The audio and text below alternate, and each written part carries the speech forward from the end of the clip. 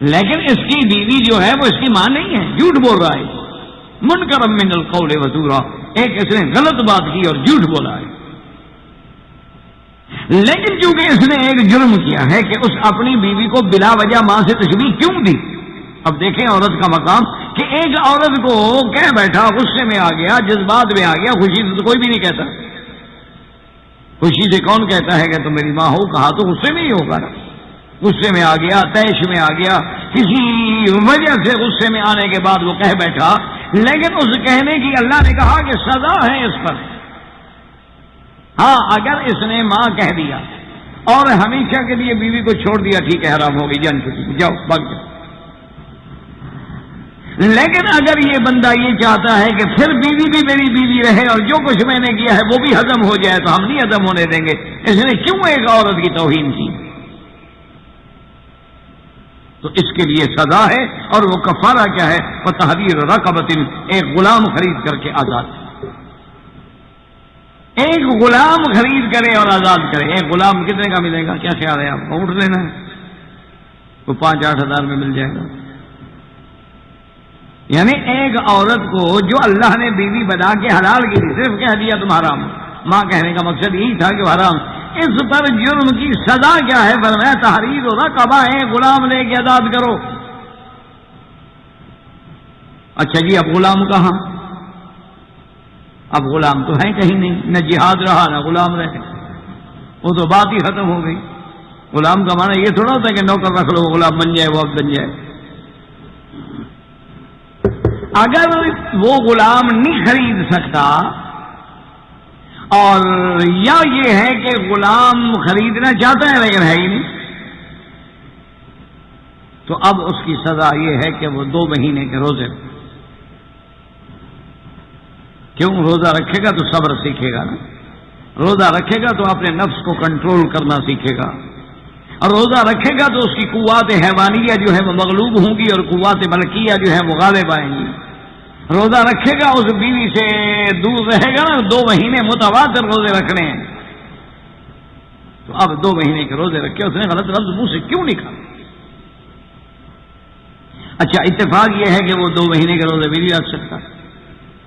مثال کے طور پہ بوڑھا آدمی، مثال کے طور پہ اللہ نہ کرے وہ بیمار ہے کسی ایسی بیماری میں کہ اس کو لازماً کچھ نہ کچھ کھانا پڑتا ہے یا کچھ نہ کچھ دوائی لینی پڑتی ہے۔ بہت سارے لوگ ہیں بیچارے ایسے بیمار ہوتے ہیں کہ رمضان کے روزے بھی نہیں رکھتے، حالانکہ وہ چاہتے ہیں۔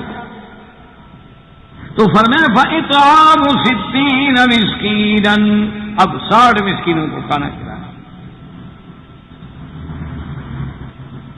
اور یہ کب کھلائے؟ یہ کفارے سے من قبل ان یتماسا، اس بیوی کو ہاتھ نہ لگائے، چھوئے نہیں جب تک سزا نہ مکتے۔ کیوں کہا ہے اس نے بیوی کو حلال کو حرام کیوں کیا؟ کیوں توہین کی اس نے اپنی بیوی کی؟ کہ ساری زندگی اس نے اس کے ساتھ گزاری ہے، وہ اس کی بیوی ہے، وہ اس کی اولاد کی ماں ہے، وہ اس کے لیے دکھ سکھ کی ساتھی ہے، اور وہ اس کو حرام کر رہا ہے۔ جب چاہو حرام کر دو، جب چاہو حلال کر دو، کھیل ہے۔ تم نے عورت کو ایک گڑیا سمجھ رکھا ہے، تم نے عورت کو پتلی تماشا سمجھا ہوا ہے، تم نے عورت کو اپنے پاؤں کی جوتی سمجھا ہوا ہے کہ جب چاہا پہن لیا اور جب چاہا پاؤں سے پھینک دیا۔ نہیں، عورت کا تو ایک مقام۔ جب قرآن نازل ہوا، سرکار دو جہاں، رحمت دو جہاں، سیدنا محمد مصطفیٰ صلی اللہ علیہ وسلم نے فرمایا کہ بی بی خولہ کو بلاؤ، بھئی اللہ کا قرآن آ گیا۔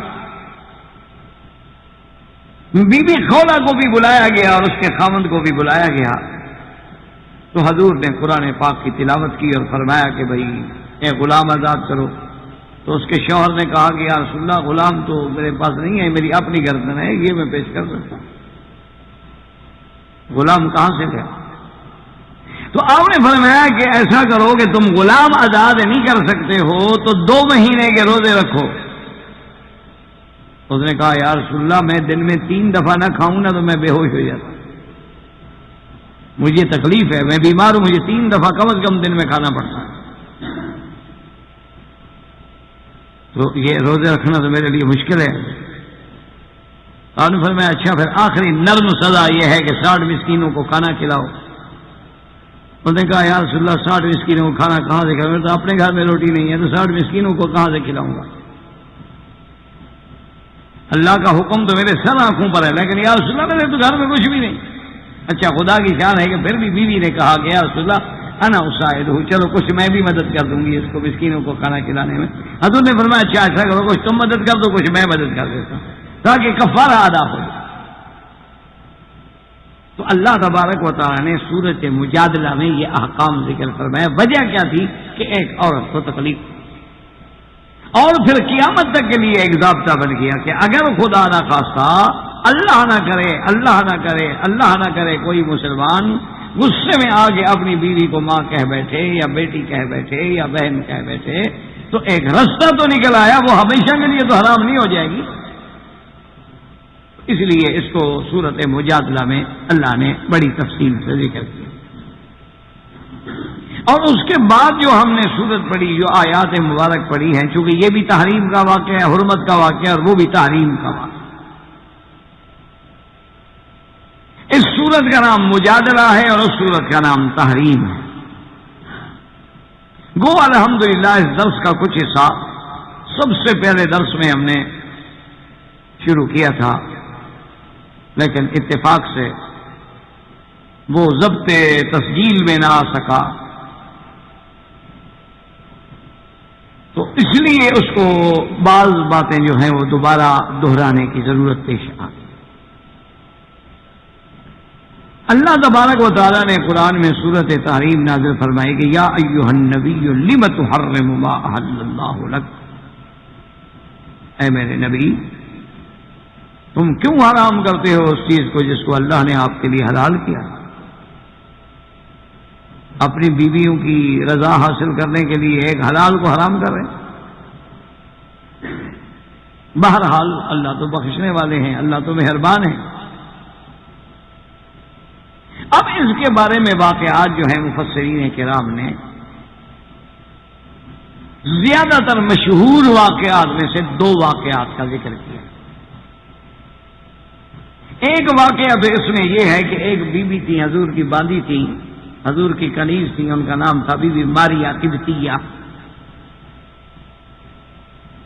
ملک مقوقس نے، ملک اسکندریہ نے سرکار دو عالم کو وہ بطور ہدیہ وہ کنیز بھیجی، جس کو حضور نے قبول فرما لی۔ اب یہ مسئلہ بھی دماغ میں ایسا سے تھوڑا مختصر طریقے سے میں عرض کر دوں کہ یہ بھی مستشرقین اور اعداء اسلام نے اسلام کے خلاف بے انتہا پراپگنڈا کیا ہے کہ دیکھو جی مسلمانوں کے مذہب میں تو ہے کہ عورتوں کو بانیاں بنا لو، ایک ایک گھر میں 100 بانیاں رکھو، بادشاہوں کے حرم میں 100 بانیاں ہوتی ہیں، اور باندی جو ہے جی وہ ان کے لیے نکاح کے بغیر بھی ان کے لیے حلال ہے، جس کی لڑکی کو چاہیں باندی بنا لو، جس کو چاہیں قریب بنا لو۔ مشکل یہ ہوتی ہے کہ آدمی دشمن جو ہے نا وہ کوئی موقع نہیں جانے دیتا، وہ تو ایک اعتراض کرتا ہے۔ جیسے ایک دفعہ پردے کے مسئلے پر کہ بھی عورتوں کو پردہ کرنا چاہیے، تو ایک مذہب بیزار انسان نے ایک اخباروں میں مضمون لکھا، اس نے کہا کہ جی ہمارے علاقے میں ایک بہت بڑا واقعہ پیش آ گیا ہے، اگر یہ مولوی پردے والا مصیبت نہ بناتے تو یہ واقعہ تو پیش نہ آتا۔ انہوں نے کہا جی کہ ایک آدمی کی 2 بیٹیوں کی شادی ایک ہی دن میں ہوئی، اور یہ ہوتا ہے ہر ملک میں ہوتا ہے، بچیاں دونوں جوان ہیں، موقع ہے تو والدین سمجھتے ہیں کہ بھئی ایک ہی دفعہ خرچ ہوگا، ایک ہی دفعہ دعوت وغیرہ مہمانوں کو کھلانی پڑے گی، اور دونوں بچیوں کا مسئلہ جو ہے اللہ آسان کر دیں گے۔ تو انہوں نے لکھا کہ جی ایک آدمی کی 2 بیٹیاں تھیں اور اس نے ان دونوں کا نکاح کر دیا، شادی ہو گئی، اور اتفاق بھی ایسا تھا کہ آگے بھی دونوں بھائی تھے، ادھر بھی دونوں بہنیں تھیں۔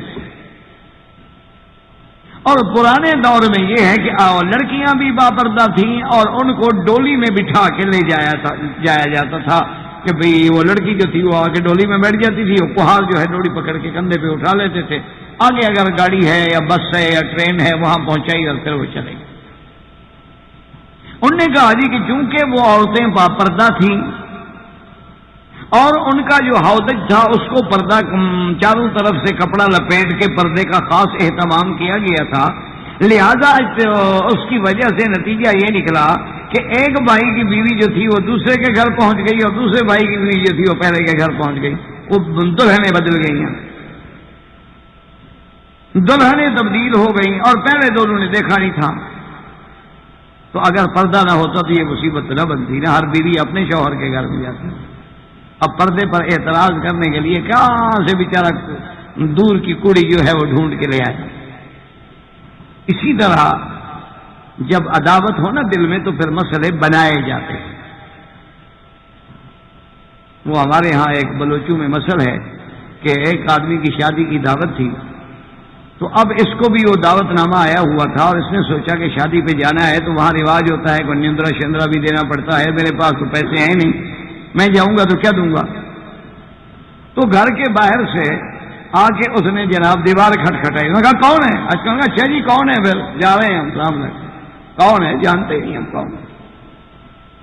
واپس چلا گیا. میں کہا بھی شادی پہ کیوں؟ نے کہا جی آئے دروازہ کھٹکھٹایا. میں کہا کون ہے؟ ہم تو پھر کون ہو گئے نا, پھر کیا ہم شادی میں. تو اس طرح جب دلوں میں عداوتیں ہوں, بغض ہوں, تو اسلام کے خلاف کہانیاں بنائی جائیں. جیسے ایک اور بڑے پڑھے لکھے مولوی صاحب نے ایک اور مسئلہ بنایا. اس سے کسی نے پوچھا کہ یہ متع حلال ہے. اب وہ آدمی تھا بڑا, جسے آپ اپنی زبان میں کہتے ہیں لبرل, جسے آپ کہتے ہیں یہ بڑا ماشاءاللہ سوشل لبرل اور بڑا وسیع ظرف اور وسیع بڑا پڑھا لکھا. اب وہ یہ بھی نہیں چاہتا تھا کہ سنی ناراض ہوں, یہ بھی نہیں چاہتا تھا کہ شیعہ ناراض ہوں, کیونکہ یا تو فریق بن جاتا نا اگر وہ مسئلہ بتاتا کہ روافظ کے نزدیک چونکہ متع حلال ہے, بلکہ بعض اقوال میں تو ان کے نزدیک متع جو ہے وہ عبادت ہے, صرف حلال نہیں بلکہ عبادت. اور اہل سنت والجماعت کے نزدیک متع جو ہے وہ حرام ہے, کیونکہ وہ کہتے ہیں اللہ کا قرآن ہے کہ اللہ نے دو چیزیں حلال کی ہیں. اللہ نے فرمایا کہ مومنوں کی صفت یہ ہے کہ ہم لفروجہم حافظون, وہ اپنی شرمگاہوں کی حفاظت کرنے والے ہیں. الا علی ازواجہم او ما ملکت ایمانہم فانہم غیر ملومین, ہاں مگر اپنی بیویاں یا ان کی باندیاں, ان دو کے لیے تو کوئی گناہ نہیں ہے. ورنہ فمن ابتغى وراء ذلک, ان کے علاوہ اور کوئی چیز ڈھونڈو تو وہ حد سے نکلنا ہے, وہ حرام. تو صرف حلال دو چیزیں رہ گئی, یا بیوی یا باندی. اور متع والی نہ بیوی بنتی ہے نہ باندی بنتی, باندی تو ہے نہیں. بیوی اس لیے نہیں بنتی کہ رات گئی بات گئی, نہ وہ خامد کی وارث بنتی ہے نہ خامد اس کا وارث بنتا ہے, تو وہ بیوی بھی نہیں بنتی.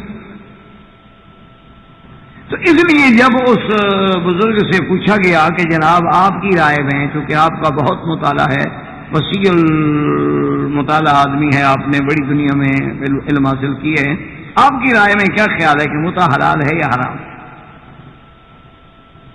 تو اس نے کہا بھی اب اس کا حل کیا نکالوں. اس نے کہا ہاں بات یہ ہے کہ اگر کچھ لوگ کشتی میں سوار ہوں اور وہ کشتی طوفان میں آنے کی وجہ سے ٹوٹ جائے, اور کسی کشتی کے ایک تختے پر ایک نوجوان لڑکی اور ایک نوجوان لڑکا آ جائیں, اور وہ تیرتے تیرتے بہت دور آبادیوں سے دور کسی کنارے سے جا لگے, اور وہاں کوئی متنفس بھی موجود نہ ہو, اور یہ دونوں نوجوان ہیں, لڑکی بھی جوان ہے اور لڑکا بھی جوان ہے, خواہشات نفسانی کا غلبہ ہو جائے, تو اس حالت میں وہ متع کر سکتے,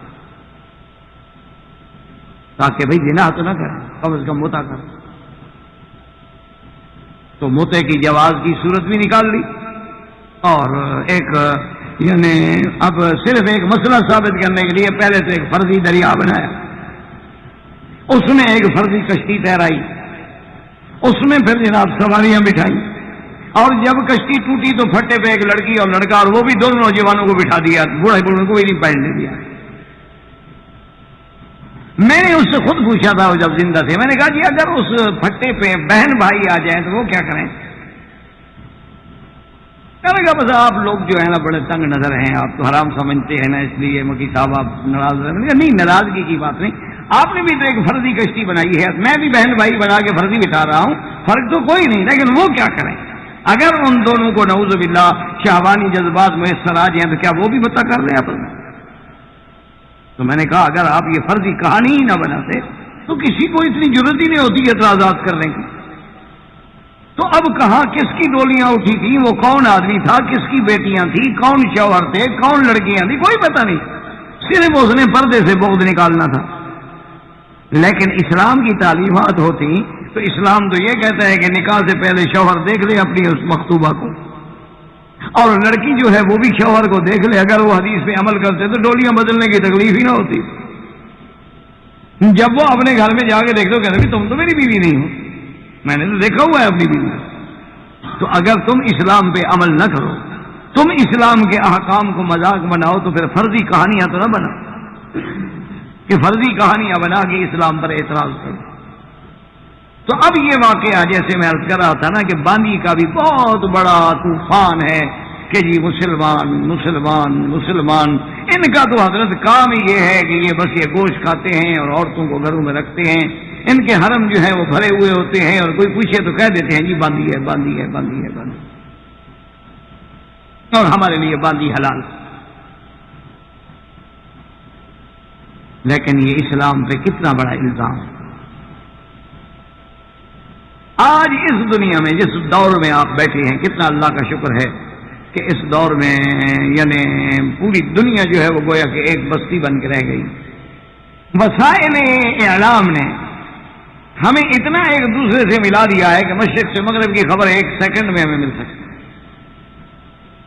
آج آپ 57 اسلامی ملکوں میں 1 ارب 37 کروڑ اسلامی ملکوں میں ایمان سے بچائیں، مجھے ثابت کر کے دیں کہ کتنی کنیزیں ہیں۔ بات دلائل سے کریں، اعتراض سے نہیں، بات دلائل سے کریں۔ ہمیں مثال کے طور پر بھی ہندوستان میں 20 کروڑ سے زیادہ مسلمان،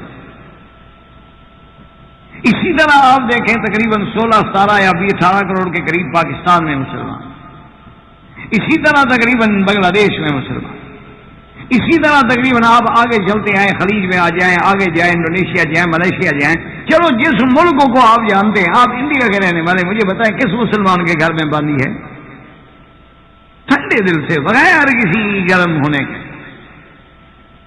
جو لوگ پاکستان میں رہتے ہیں مجھے بتائیں کہ 18 کروڑ کی آبادی میں کتنے بڑے لوگوں کے گھروں میں باندیاں ہیں؟ تو بلا وجہ اسلام پہ اعتراض کرنے کا کیا معنی ہے؟ جہاں تک باندیوں کی حلت کا مسئلہ ہے تو بات سمجھیں کہ اگر 2 قومیں جنگ لڑتی ہیں، مثلا مسلمان اور یہودیوں کی جنگ ہو گئی، یا مسلمان اور عیسائیوں کی جنگ ہو گئی، یا مسلمان اور ہندوز کی جنگ ہو گئی، اب لازمی بات ہے کہ جنگ میں ایک فاتح ہوگا ایک مفتوح ہوگا، چونکہ جنگ ہوتی ہے ایسے الحرب سجال بیننا و بینہم۔ حضور نے فرمایا جنگ جو ہے یہ تو ایک ڈول ہے، کبھی ان نے کھینچ لیا کبھی ہم نے کھینچ لیا، کبھی ہم جیت گئے کبھی وہ جیت گئے، یہ تو جنگ ہے، جنگ تو ہار جیت ہوتی ہے۔ اچھا اگر مسلمانوں کو اللہ نے اپنی رحمت سے فتح دے دی تو اب جو ان کی زمینیں ہیں، مال ہے، ملک ہے، وہ تو اموال غنیمت بن گئے۔ اب ان کے جو نوجوان قیدی ہیں، یہ نوجوان لڑکیاں ہیں، عورتیں ہیں، وہ قید میں آ گئیں۔ اب اس کے بارے میں آپ عدل سے انصاف سے فیصلہ کریں گے ہمیں کیا کرنا چاہیے۔ وہ تو دشمن کے آدمی ہیں، کیا ہم ان کو قتل کر دیں؟ یہ عدل ہے؟ جب وہ قید ہو گئے یا سرنڈر ہو گئے، شکست کھا گئے، تو اب جو بیچارے نہت سے قیدی ہمارے ہاتھ میں سب قیدی ہم قتل کر دیں گے، یہ عدل ہوگا؟ یہ انصاف ہوگا؟ اچھا اگر ہم ان کو قتل نہ کریں تو کیا کریں؟ کہیں جی جاؤ جی مہربانی تمہاری، ابھی تو ہماری آپ سے لڑائی تھی لیکن اب آپ جہاں جانا چاہتے ہیں چلے جائیں، تاکہ وہ جا کر پھر ہمارے خلاف طاقت پکڑیں، قوت پکڑیں، اور پھر آ کر ہم پر حملہ آور ہوں۔ یہ کون سی عقل بندی ہے، یا کون سا ملک ہے، یا کون سی دنیا کی قوم ہے جو ایسا کرتی ہے؟ اچھا اب تیسری شکل یہ بن سکتی ہے کہ ہم ان کو کہیں کہ بھائی تم ہمارے غلام ہو، نوکر ہو، بس کام کرتے رہو، یا یہ ہے کہ ہم تم سب کو جیل میں بند کر دیتے ہیں۔ اب 1 لاکھ آدمی کو جیل میں بند کرنا ہو تو ان کا خرچہ کون دے گا؟ اور کیا وہ جیل میں رہنے کے بعد بالکل صحیح معنوں میں پاک باز زندگی گزاریں گے؟ تو یہ تو اسلام نے رحمت کی کہ نہ قتل کرو، نہ ان کو قیدی بناؤ، نہ ان کو بیچاروں کو بے یار و مددگار چھوڑ کے کہو کہ جی نکل جاؤ دوسرے ملک میں، ہمارے ملک میں تم نہیں رہ سکتے ہو، جہاں مرضی آ جاؤ۔ وہ چاہے بیچارے مر جائیں، کیموں میں مر جائیں، سردیوں میں مر جائیں، گرمیوں میں مر جائیں، بلکہ اسلام نے حکم دیا کہ بھئی مجاہدین میں جیسے مال تقسیم کیا گیا ہے، اسی طرح یہ لڑکے بھی اور لڑکیاں بھی تقسیم کر دو، اور ساتھ اسلام نے ان کو پابندی لگا دی کہ خبردار ان کو تکلیف نہ پہنچے، ان کی عزت نفس سے نہ کھیلیں، اور ان کے لیے سب سے بہتر یہ ہے کہ اس باندی کو یا غلام کو آزاد کر دو، اور اگر لڑکی ہے آزاد کرنے کے بعد چاہو تو شادی کر لو، تو بیوی بنا لو۔ اگر تم اس کو آزاد کرنا نہیں چاہتے ہو تو تمتع تمہارے لیے جائز ہے، اس کا خرچہ دو، اس کا نفقہ دو، اس کو عزت کے ساتھ اپنے گھر میں رکھو، تاکہ بجائے وہ دھکے کھاتی رہے اور بازاروں میں پھرتی رہے اور دوسرے ملکوں میں جا کے بکتی پھرے، اس سے تو بہتر ہے نا کہ کسی کے ٹھکانے میں آ جائے، اس سے تو بہتر ہے کہ اس کی کوئی رکھوا۔ اور یہ کب ہوگا؟ جب جہاد اسلامی ہوگا، یہ نہیں جیسے آج کل جہاں مرضی لڑ پڑو کہو جہاد ہے، یہ تو جہاد نہیں ہوتا۔ جہاد کے شروط ہیں، جہاد کے لیے اسلام نے شرطیں رکھی ہیں کہ جہاد کب ہوگا، کیسے ہوگا، اور اس جہاد میں جب اللہ تمہیں فتح دیں گے اور ایسی کوئی شکل پیش آئے تو اب جب نہ جہاد رہے نہ اسلامی طریقے سے وہ بات رہی، اس لیے بانیوں کا وجود بھی نہیں، کنیزوں کا وجود بھی نہیں، اور بلا وجہ پر اسلام کو مطعون کرنے کی یا اسلام پہ تان کرنے کی آخر کیا ضرورت ہے؟ ورنہ اسلام نے ہر حال میں، اب آپ دیکھیں نا کہ اسلام کی کتنی بڑی شان ہے کہ بی بی صفیہ رضی اللہ تعالی عنہ جنگ خیبر میں، وہ بھی جب یہودیت کو شکست ہو گئی، یہ تو ضرور یہودی کہہ دیتے ہیں نا کہ جی اسلام اسلام اسلام ہمارا دشمن، اسلام نے ہمیں مدینے سے نکال دیا اور اسلام نے ہمیں خیبر سے نکال دیا، لیکن خدا کے لیے کوئی نظر انصاف سے غور کرے کہ اسلام نے تمہیں مدینے میں کتنا تحفظ دیا، حضور پاک نے تمہارے ساتھ معاہدے کیے، تمہیں اپنا حلیف بنایا، لیکن ہر موقع پر تم نے مسلمانوں کو پیٹھ میں خنجر جب مارا، ہر جگہ اسلام کو دھوکہ دیا، ہر جگہ مسلمانوں کی شکست کے اسباب پیدا کیے، مکے والوں کو اور تمام قبائل کو اکٹھا کر کے مدینے پہ حملے کرانے والے تم، اور پھر براہ راست حضور صلی اللہ علیہ وسلم نے فرمایا کہ ہم آپس میں حلیف ہیں، ایک آدمی سے قتل ہو گیا ہے، اس کے قصاص کے لیے چندہ کرنا ہے تو تم لوگ بھی کچھ مدد کرو تاکہ وہ غریب چھوٹ جائے۔ انہوں نے کہا حاضر یا رسول اللہ، بالکل آپ تشریف لائیں جی، ہم تو بالکل بڑھ چڑھ کے چندہ دیں گے۔ اور پروگرام کیا بنایا کہ عین قلعے کی دیوار کے نیچے سایہ ہے، وہی جگہ بنا دو حضور کے بیٹھنے کی، کہ حضور آپ ٹھنڈی جگہ ہے اور دیوار کا سایہ ہے اور سامنے باغات ہیں، اور اوپر ایک آدمی چھپا دو جو بہت بڑا پتھر لے کے بیٹھا رہے، جو ہی حضور بیٹھے وہ اوپر سے پتھر پھینک دیں۔ حضور صلی اللہ علیہ وسلم تشریف لے جا رہے تھے، اللہ نے جبریل علیہ السلام کو بھیجا کہ میرے نبی ان کے کہنے کے مطابق ان کے مقام پہ نہ بیٹھنا، یہ آپ کے قتل کی سازش کر چکے۔ پھر کہنا کہ ہمیں جناب مسلمانوں نے نکالا ہے، ہمیں مسلمانوں نے ظلم کیا ہے، یعنی آپ اندازہ کریں کہ اتنا پھر بھی حضور نے رعایت دی کہ اپنے محلات میں، گھر میں، سامان میں جو لے جا سکتے ہو وہی لے جاؤ، تمہاری طرح تو نہیں کیا کہ بلڈوزر پھیر دو فلسطینیوں پہ، نہتوں پہ۔ یعنی عجیب بات ہے، اسی لیے کسی نے کہا تھا کہ ہم آہ بھی کرتے ہیں تو ہو جاتے ہیں بدنام، وہ قتل بھی کرتے ہیں تو چرچا نہیں۔ تو اب بی بی صفیہ رضی اللہ تعالی عنہا جنگ جب ہو گئی، اسلام کو اللہ نے غلبہ دیا، اسلام کو اللہ نے فتح دی، تو بی بی صفیہ جو ہے وہ حضرت دحیۃ الکلبی رضی اللہ تعالی عنہ کے حصے میں آ گئی۔ مجاہدین کو تقسیم جب ہوئی تو وہ بیوی ان کے حصے میں آ گئی۔ کچھ صحابہ نے حضور کی خدمت میں حاضر ہو کے عرض کیا کہ یا رسول اللہ صلی اللہ علیہ وسلم کی بیوی صفیہ جو ہے وہ ایک سردار کی بیٹی ہے، خیبر کا بہت بڑا سردار، اور خیبر کے ایک سردار کی بیوی ہے، اور اب وہ بیچاری اگر جنگ میں آ گئی اور کنیز بن گئی ہے اور آپ نے ایک صحابی کو دے دی ہے، مناسب یہ ہے کہ اگر آپ نے خود اپنے لیے قبول فرما لیں تو زیادہ بہتر ہے، کیونکہ ایک تو ان کا بھی اعزاز ہوگا کہ چلو پہلے بھی سردار کے گھر میں تھی، اب سردار امت محمد مصطفیٰ کے گھر میں آ گئی۔ تو حضور صلی اللہ علیہ وسلم کو یہ بات بہت پسند آئی، اب نے فرمایا اچھا ٹھیک، ورنہ کون بانیوں کا خیال کرتا ہے جو تم نقشہ کھینچتے ہو کہ اسلام کے نزدیک باندی کا یہ مقام ہے تو فرماتے ٹھیک ہے جہاں ہو ہمیں کیا. حضور نے حضرت دہیا کو بلایا اور فرمایا کہ دہیا تمہارے حصے میں بی بی صفیہ آئی ہیں اور مشورہ یہ ہوا ہے تو اگر تم مہربانی کر کے اس کو مخاطب بنا دو اور ہم بدلے کتابت ادا کر دیتے ہیں. انہوں نے کہا یا رسول اللہ میں نے تو اس کو دیکھا بھی نہیں ابھی تک. یا رسول اللہ میں نے تو شکل بھی نہیں دیکھی اس بیوی کی, اگر آپ کہیں تو سبحان اللہ اس سے بڑی خوشی کیا ہو. اب حضور صلی اللہ علیہ وسلم نے صرف یہ نہیں کہ اس کو باندھی رہنے دیا, آزاد کرنے کے بعد امہات المومنین کے درجے پہ بٹھایا کہ آپ نے نکاح فرما دیا, اپنی بیوی بنا دی. اور باقی بیویاں کہتی ہیں کہ دیکھو بی بی صفیہ کتنی خوش بخت تھی کہ جنگ ہارنے کے بعد بھی وہ جنگ جیت گئی. جنگ ہارنے کے بعد بھی وہ جنگ جیت گئی کہ بظاہر تو یہ یہودیت جنگ ہار گئی لیکن وہ ملکہ بن گئی. اور دوسری بات یہ ہے کہ جن جن لوگوں کے گھروں میں یہودی لڑکیاں تھیں, یہودی لڑکے قیدی تھے, ان سب صحابہ نے مشورہ کیا. انہوں نے کہا خدا کے بندے بی بی صفیہ تو حضور کی بیوی بن گئی اور یہ سارے بی بی صفیہ کے رشتہ دار ہیں, تو حضور کے رشتہ داروں کو ہم کیسے غلام بنائیں, ہم بھی آزاد کرتے ہیں, سب آزاد ہیں. تو انہوں نے کہا کہ اتنی برکت والی بیوی ہم نے نہیں دیکھی ہے کہ جس نے اپنی وجہ سے اپنی قوم کے سینکڑوں لوگوں کو آزادی دلا دی کہ سب لوگ اس بات میں آ گئے بھائی حضور کے رشتہ دار کو غلام کیسے بنائیں. تو اسلام تو اتنی بڑی عزت دیتا, اسلام نے تو اتنا بڑا مقام دیا. اور اسی لیے آپ نے دیکھا ہے, ابھی آپ نے قرآن پڑھا ہے کہ بھی اگر کسی نے اپنی بیوی کو ماں کہہ دیا تھا تو سب سے پہلا کفارہ کیا ہے, بتحریر رقبہ, کہ ایک غلام آزاد کرے. کیا مانا کہ اگر غلام ہے تو آزاد ہوں, اسلام ان کو آزاد کرنا چاہتا ہے. اچھا کسی نے رمضان المبارک میں مباشرت کر دی اپنی بیوی سے روزے کی حالت میں, کیا کرے, غلام آزاد کرو.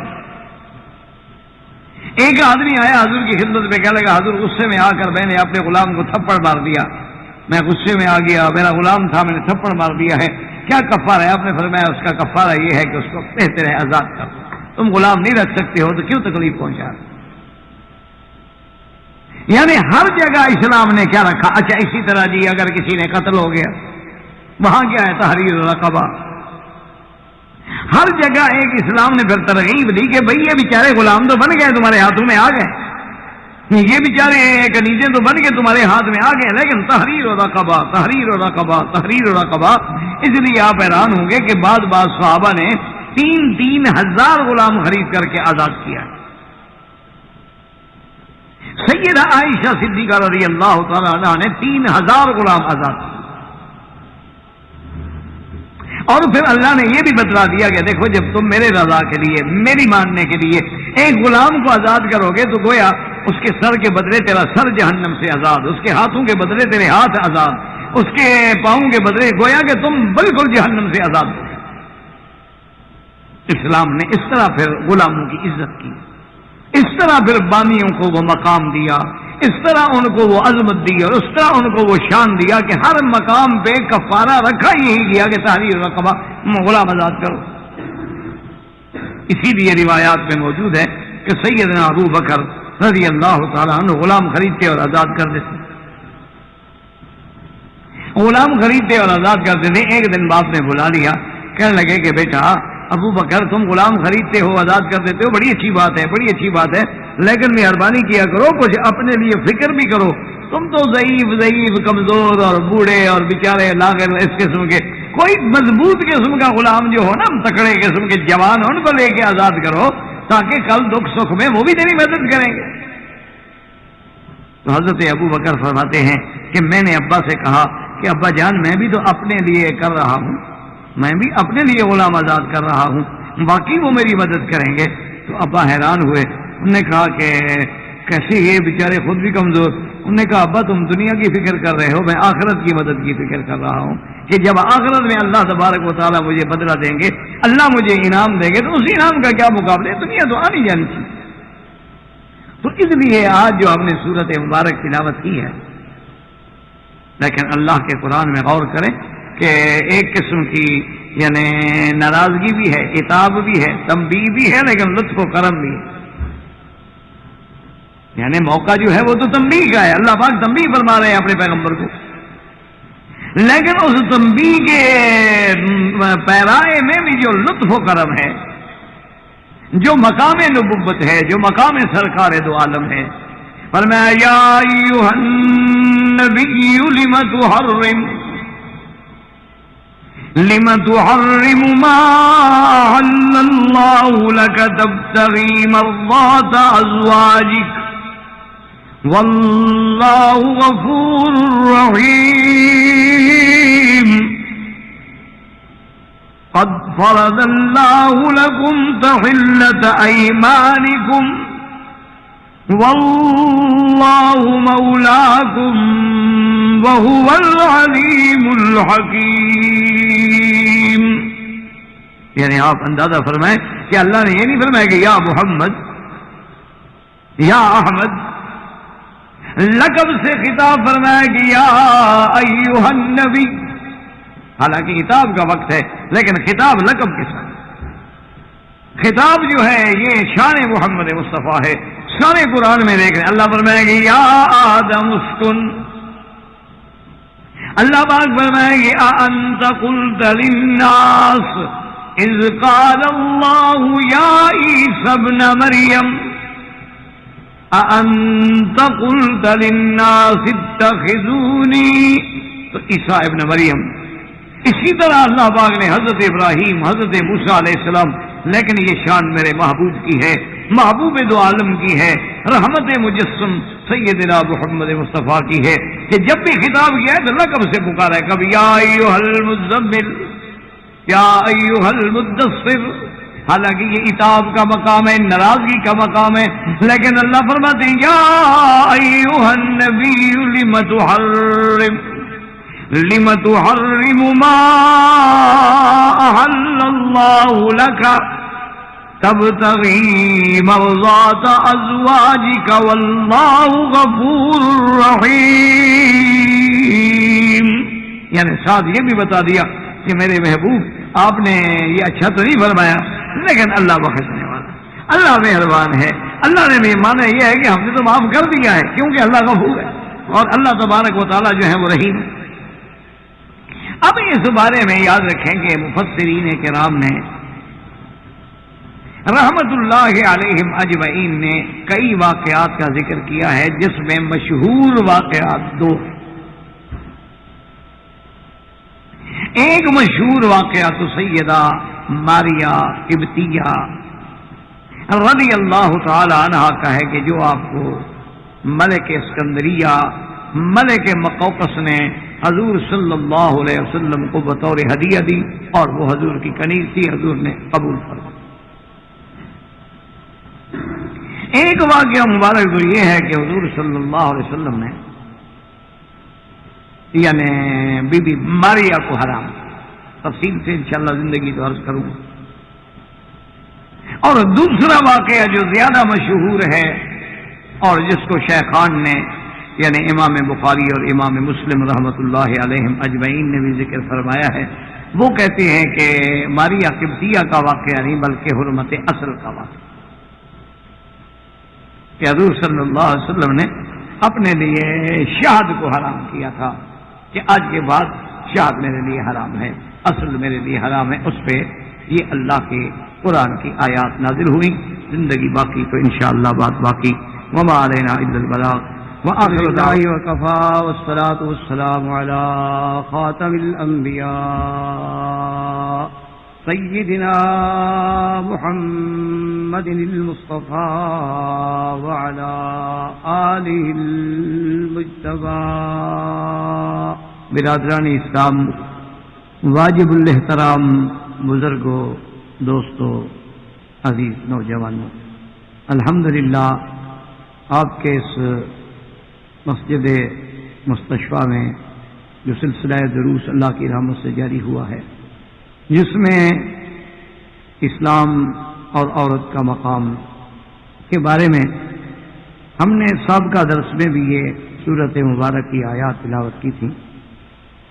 اب اسی میں یعنی جب انسان اللہ کے قرآن میں تدبر کرتا ہے، اللہ کے قرآن میں غور کرتا ہے، سطحی نظروں سے نہ دیکھتا ہو بلکہ وہ جو تدبر مطلوب ہے اس پہ آدمی تدبر کرے اور غور کرے اور سمجھے کہ یہ سورت تحریم جو ہے یہ بھی ایک عظیم سورت، ایک طرف سے تو یہ دیکھا جا رہا ہے کہ اللہ کے پیغمبر نے ایک چیز کو، حلال چیز کو اپنے اوپر حرام کیا، تو اللہ کی طرف سے ایک بڑا پر لطف کتاب ہے جس میں لطف بھی ہے اور عتاب بھی۔ دوسری جانب اگر آپ اس میں غور کریں تو یہ بھی آپ کو نظر آئے گا کہ مرضات ازواج کے، عورتوں کی اور بیویوں کی رضا جو ہے وہ اتنا بڑا مقام ہے کہ اللہ کے پیغمبر بھی ان کی رضا حاصل کرنے کے لیے اتنا بڑا قدم اٹھا بیٹھے۔ یعنی پیغمبر کی نظر میں اپنی ازواج کی، اپنی بیویوں کی رضا بندی اور ان کو خوش رکھنا اتنا اہم تھا کہ اللہ کے پیغمبر ایک حلال چیز کو بھی تحریم کا حرام کہہ بیٹھے اور اللہ کی طرف سے عتاب آ گیا۔ تو اس کے اسی کے پہلو میں ہمیں نظر آئے گا کہ سرکار دو عالم صلی اللہ علیہ وسلم کی نظر میں عورت کا کیا مقام ہے۔ اور اسی طرح یہ بھی دیکھیں کہ حضور صلی اللہ علیہ وسلم نے پھر اگر ایک تحریم کا اقدام فرمایا ہے تو اس کے ازالے کے لیے، یعنی ایک عورت کی اگر ایک مسئلے میں دل شکنی ہوئی ہے تو اس کے ازالے کے لیے سرکار دو عالم کو کتنے بڑے امتحان سے گزرنا پڑا۔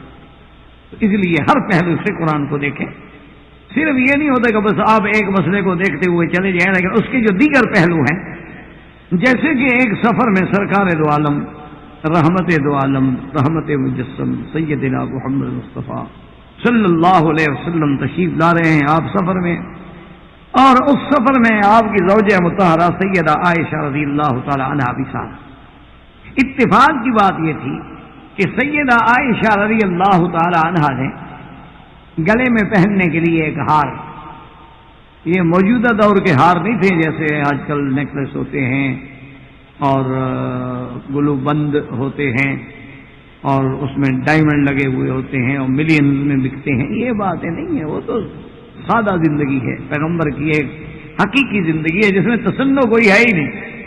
ہماری زندگی ہے چونکہ تصنع کا شکار ہو گئی ہے نا، اس لیے ہمیں اس حقیقت میں وہ لطف نہیں آتا۔ وہ ہار جو ہے وہ کیا تھا، وہ چمڑے کا اور عام سیپ ویپ جو اپنے نکلتے ہیں نا جس سمندر کے کنارے سے سپیاں وپیاں، ان کا ہار بنایا ہوا تھا گلے میں ڈالنے کے لیے۔ تو بی بی عائشہ فرماتی ہے کہ میں نے سفر میں وہ عاریۃً مانگ لیا، اور ایک روایت میں ہے کہ ان کی بہن کا تھا بی بی اسماء کہ بھی میں پہن لوں گی تھوڑا سا زینت ہو، کیونکہ اسلام کا یہ حکم ہے کہ عورت اپنے شوہر کے لیے زینت اختیار کرے، اسلام عورت کو پابند کرتا ہے۔ اور پہلے جو آج چونکہ ہمارا معاملہ ایسا خلط ملط ہو گیا ہے نا کہ ہم ایسے آپس میں مکس اپ ہو گئے ہیں کہ نہ مسلمان رہے نہ کافر رہے، اور اسی لیے اپنا ایک دفعہ بہت پرانی بات ہے، حضرت قاضی احسان احمد شجاع آبادی رحمۃ اللہ علیہ جو بہت بڑے عظیم خطیب لیڈر تھے، جن کی ساری زندگی اللہ کے دین کی خدمت میں اور کفر سے لڑتے ہوئے گزر گئی، مجھے یاد ہے کہ انہوں نے ایک تقریر میں فرمایا تھا کہ بھائی بگڑی ہوئی عقل سے حماقت اچھی، بگڑی ہوئی عقل سے حماقت اچھی، اور دھوکے کی محبت سے عداوت اچھی۔ یہ نہیں کہ آدمی کبھی تو پاگل ہو جائے کبھی ٹھیک ہو جائے، کبھی پاگل ہو جائے کبھی ٹھیک، اس سے اچھا ہے کہ دفعہ پاگل ہو جائے نا۔ چلو لوگ یہ تو سمجھے نا کہ پاگل ہے، اب سمجھ لیں گے کہ اچھا وہ پھر پاگل ہو جائے۔ تو اس لیے ہمیشہ بات یہ ہے کہ انسان کو اسی لیے قرآن کہتا ہے کہ ادخلوا فی السلم کافۃ، یا تو پورے کے پورے اسلام کے اندر داخل ہو یا پورے کے پورے نکل جاؤ۔ اللہ کے ہاں مذبذب کا کوئی مقام نہیں کہ مذبذبین بین ذلک لا الہ الا ولا الہ الا، ہم کہیں کہ خدا بھی راضی ہو شیطان بھی راضی ہو، ہم مغرب کی تہذیب کو بھی اپنا لیں اور اسلام بھی نہ جانے دیں۔ یہ وہ چکر ہے ہمارے دماغوں میں جس کی وجہ سے سمجھ نہیں آ رہی آدمی۔ یا تو آپ تہذیب اسلام، تہذیب محمدی، تہذیب ازواج مصطفیٰ، تہذیب اہل بیت النبی المصطفیٰ، تہذیب صحابہ، تہذیب اہل بیت صحابہ، ان پر نظر ڈالیں گے، اب آپ کو اپنے آپ کو اسلامی زندگی میں ڈالیں گے، پھر اسلام کے محاسن آپ پر کھلیں گے۔ ورنہ اسلام تو حکم دیتا ہے کہ سب سے بڑی یعنی کامیاب اور اچھی عورت اللہ کی نظر میں وہ ہے کہ جب خامن داخل ہو اذا رأتھا سرتھا، کہ جب دیکھے تو خوش، یعنی خامن بھی آئے تو اس کو خوشی ملے، اس کو بنی سمری بیوی ملے۔ اب اگر ہم نے یہ تہذیب اسلامی بھلا ڈالی ہے کہ اب تو ہمارا یہ حال ہوتا ہے نا کہ جب بھی خامن گھر میں آئے گا تو وہ بنگن سے بھی نیچے بیٹھی ہوگی، وہ جناب آپ دیکھیں کہ کو بال کھلے ہوئے ہیں اور 4 دن سے مٹی پڑی ہوئی ہے، اور ایسے دیکھ میرے معلوم ہوگا کہ میرے گھر میں خدا جانے کو دیو آ گیا ہے، کو بھوت آ گیا ہے، کیا دیکھتے ہوئے بندے کو ڈر لگے۔ تو یہ اسلام کی تہذیب نہیں ہے۔ اس کے مقابلے میں جب ہم دیکھتے ہیں کہ مغرب کی تہذیب یافتہ عورت ہے، وہ جناب نقش سنوری ہوئی ہے اور بنی ہوئی ہے اور ٹھنی ہوئی ہے، ہم کہتے ہیں دیکھو جی وہ تو بہت اچھے ہیں۔ حالانکہ اسلام تو اتنا آگے ہے، اسلام کہتا ہے کہ خوبی یہ ہے عورت کی، اور حضور نے فرمایا کہ جو عورت میک اپ کر کے سنگار کر کے تیار ہو کے اپنے خاوند کے لیے گھر میں بیٹھی ہے، اس کو اللہ اس مجاہد کے برابر ثواب دیتے ہیں جو بارڈر پہ گھوڑا باندھ کے حفاظت کر رہا ہے مسلمانوں کے ملک کی۔ جب یہ بھی مجاہدہ ہے کہ اپنے خاوند کو گناہوں سے روکنا چاہتے۔ اسی طرح ایک لکھتے ہیں کہ ایک عورت تھی جو بڑی ولی اللہ تھی، اللہ ان کی قبر پہ کروڑوں رحمتیں کریں، ایسی عورتیں بھی تو گزری۔ حضرت حاجی امداد اللہ صاحب کی 2 بیویاں تھیں، تو ان کے بعد شاگردوں نے، ان کے بعد رشتہ داروں نے، عزیزوں نے لکھا ہے کہ بیویوں پر بھی اللہ کی عبادت کا، اللہ کے ذکر کا اور قرآن کا اور حدیث کا اور اتباع سنت کا ایسا رنگ چڑھا ہوا تھا، بس یہی فرق معلوم ہوتا تھا کہ یہ مرد ہیں وہ عورت ہیں، ورنہ حاجی صاحب سے وہ کم نہیں تھی مطلب ہے۔ یعنی اندازہ کریں حاجی امداد اللہ صاحب جن کا حضرت گنگوئی مرید ہو، حضرت گنگوئی جیسا آدمی جن کا مرید ہو، وہ کہتے ہیں کہ ان کی بیویاں بھی اتنے اللہ کے ذکر میں، اللہ تبارک و تعالیٰ عطا کہ ایک بزرگ نے لکھا ہے نا، شیخ الحدیث کا ایک واقعہ میں نے کبھی پڑھا تھا، آپ بیتی میں اللہ عالم، وہ فرماتے تھے کہ جب میں جوان تھا، جوانی تھی، تو بڑا شوق ہوتا تھا، قرآن شریف حفظ کیا تھا، الحمدللہ علم پڑھ رہے تھے، تو بڑا ذوق ہوتا تھا کہ آج اس مسجد میں 2 پارے پڑھ رہے ہیں اور آج اس مسجد میں 2 پارے پڑھ رہے ہیں اور آج اس مسجد میں 2 پارے پڑھ رہے ہیں، رمضان کی راتیں ہیں جناب 4 مسجدوں میں قرآن۔ یہ ذوق کی باتیں ہیں، ہمیں تو پھر مسئلے کی تحقیق شروع ہو جاتی ہے نا، مسئلہ صرف اسی وہ ڈھونڈتے ہیں ہم کہ عبادت سے کس طرح روکنا ہے، وہ مسئلہ ہم نہیں ڈھونڈتے کہ عبادت کس طرح زیادہ کرنی ہے۔ حضرت بن نوری رحمۃ اللہ علیہ کو میں نے خود اپنی آنکھوں سے دیکھا ہے، 80-85 سال کی عمر، اور اللہ ان کی قبر پہ کروں رحمت کرے۔ کبھی میں آتا کراچی میں تو وہ سخت ناراض ہوتے تھے، اگر میں ان کے پاس قیام نہ کروں تو بہت ہی ناراض ہوتے تھے اور بڑی خفگی کا اظہار کرتے تھے، تو مجبوراً پھر میں یہ کرتا تھا کہ اپنا قیام گویا کہ حضرت کے پاس سامان وہی رکھ لیا، کمرہ لے لیا، بیگ رکھ دیا، سامان رکھ دیا اور پھر اپنے دوستوں کے ساتھ پھرتے رہے، اور رات کو حاضر ہو گیا، السلام علیکم جناب ہم آپ کے پاس ٹھہرے ہوئے ہیں۔ تو حضرت رحمت اللہ علیہ آپ اندازہ کریں کہ رمضان کی راتوں میں اسی مسجد نیو ٹاؤن کے مدرسے کی جو مسجد ہے ماشاءاللہ بہت بڑی مسجد ہے، وہاں 20 تراویحاں پڑھتے جماعت کے ساتھ، اور وہ 20 تراویحاں پڑھانے والے بھی قاری تھے، کم از کم 2 گھنٹے لگتے تھے 20 تراویح پڑھنے، اور جب بھی 20 تراویحاں پڑھا کے حضرت فارغ ہو جاتے تو فوراً دارالحدیث میں آ جاتے جہاں درس حدیث دیتے تھے، اور وہاں جناب قاری ہوتے تھے، حضرت کے شاگرد ہوتے تھے، مختلف قراء تھے، کوئی ساؤتھ افریقہ کا تھا اور کوئی کسی کا تھا اور کسی کا تھا، تو جو سب سے خوبصورت قرآن پڑھنے والا اور بہترین تجوید کے ساتھ پھر اس شاگرد کو حکم دیتے کہ ابھی جو ہے ہم دارالحدیث میں قرآن سنیں گے، پھر وہاں کھڑے ہو کے 3 پارے سنتے، اور جو ذوق والے لوگ تھے پھر وہ سارا دارالحدیث بھر جاتا، یعنی 2 گھنٹے وہاں کھڑے اور یہاں اب پھر شاگرد کے پیچھے کھڑے اور وہ 3 پارے منزل پڑھ رہا، اور فارغ ہوتے اور اس کے بعد جناب تشریف لے آتے، کوئی مہمان آیا، وہ آیا، پہنچا، اس کے بعد اتنے میں سحری کا وقت ہو جاتا۔ یہ کون سی طاقت تھی؟ یہ اللہ طاقت دیتی، ہم تو سوچ بھی نہیں سکتے۔ ہمارا تو حال یعنی ہر شریف میں یہ ہوتا ہے کہ اگر امام ذرا بنا سنوار کے پڑھے تو لوگ کہتے ہیں یار یہ بڑا ایسا پڑھتا ہے، وہ تیز امام ہو، کبھی اس ٹانگ پہ کھڑے ہیں کبھی اس ٹانگ پہ کھڑے ہیں، جیسے بیچارے عذاب میں ہے وہ۔ کیوں ایمان ہے نہیں، قرآن سے لذت ہی نہیں، حلاوت ہی نہیں۔ جب حلاوت نہ ہو، لذت نہ، انٹرنیٹ پہ آپ بیٹھے ہوئے چیٹنگ کرتے ہوئے مجالے 8 گھنٹے آنکھ بھی ادھر کریں، کیوں یہاں آپ کو لذت مل رہی ہے، قرآن میں لذت مل نہیں رہی۔ تو اصل بات یہ ہوتی تھی کہ وہ کہتے ہیں کہ جی مجھے میری دادی اماں جو تھیں تو وہ ان کے نزدیک تو آپ حضرت چاہے شیخ الحدیث ہو جائیں کچھ ہو جائیں، دادی تو دادی ہوتی ہے، تو ماں وہ کہہ رہے بھائی زکریا لوگوں کو قرآن سناؤ اور ہمیں نہ سناؤ، بھائی کبھی ہمیں بھی تو قرآن سنا دو۔ اور کہ ہماری جوانی کے دن تھے، ہم پرواہ نہ کرتے۔ ایک دفعہ رمضان المبارک کے دن تھے اور مہینہ مبارک تھا، دادی صاحبہ نے ذرا سختی سے کہا، تو میں نے کہا کہ دادی بالکل ٹھیک ہے، آج ساری بوڑھیوں کو اکٹھا کر لو، آج کو جو ہے نا میں قرآن آپ کو سناؤں گا انشاءاللہ، میں جو ہی تراویح پڑھ کے مسجد سے آؤں گا تو سیدھا گھر آ جاؤں گا اور آپ سارے گھر کے عزیز اقارب جتنے اکٹھے کر لیں، اور آپ لوگوں نے کہا ٹھیک ہے۔ فرماتے ہیں کہ میں نے جناب وہاں سے فارغ ہوا آیا اور غصے میں کہ دادی روز تنگ کرتی ہے، آج اسی طرح دادی کو تنگ کرو۔ کہتے ہیں بس میں نے جو شروع کیا تو پہلے 15 سپارے پہ پہلی رکعت اور پیچھے دادی کھڑی ہے، عورتیں کھڑی ہیں ساری ہاتھ باندھ۔ میں نے کہا پھر تو نہیں کہے گی نا کہ قرآن سناؤ، اور دوسری رکعت والناس پہ کی، پورا قرآن پڑھ دیا۔ جب سلام پھیر کے ختم ہوا تو میں نے کہا انشاءاللہ آئندہ کبھی نہیں کہیں گی کہ مجھے قرآن سناؤ۔ کہنے لگے بیٹا اتنا نہ اتراؤ، اتنا تو میری روز کی منزل ہے، ابھی پڑھنا ہے تو فجر کی نماز پڑھ کے پھر کھڑے ہو جاؤ۔ فرمایا تم مجھے تھکانا چاہتی، اتنا تو میں روز پڑھتی ہوں قرآن۔ تو جب وہ عورتیں تھیں، اب ان کا تصور تم کرو جناب موجودہ دور کی کسی مونالیزا سے، کسی میڈونا سے، یہ تو پھر ہمارے عقل کا خرابی ہے نا۔ کہاں کی نسبت خواہ خراب عالم پاک، کہاں یہ چلتی پھرتی ہوئی گندگی کی لاشیں، اور کہاں وہ اسلام نے عورت جو بنایا ہے جس کو مقام دیا ہے، کہاں وہ۔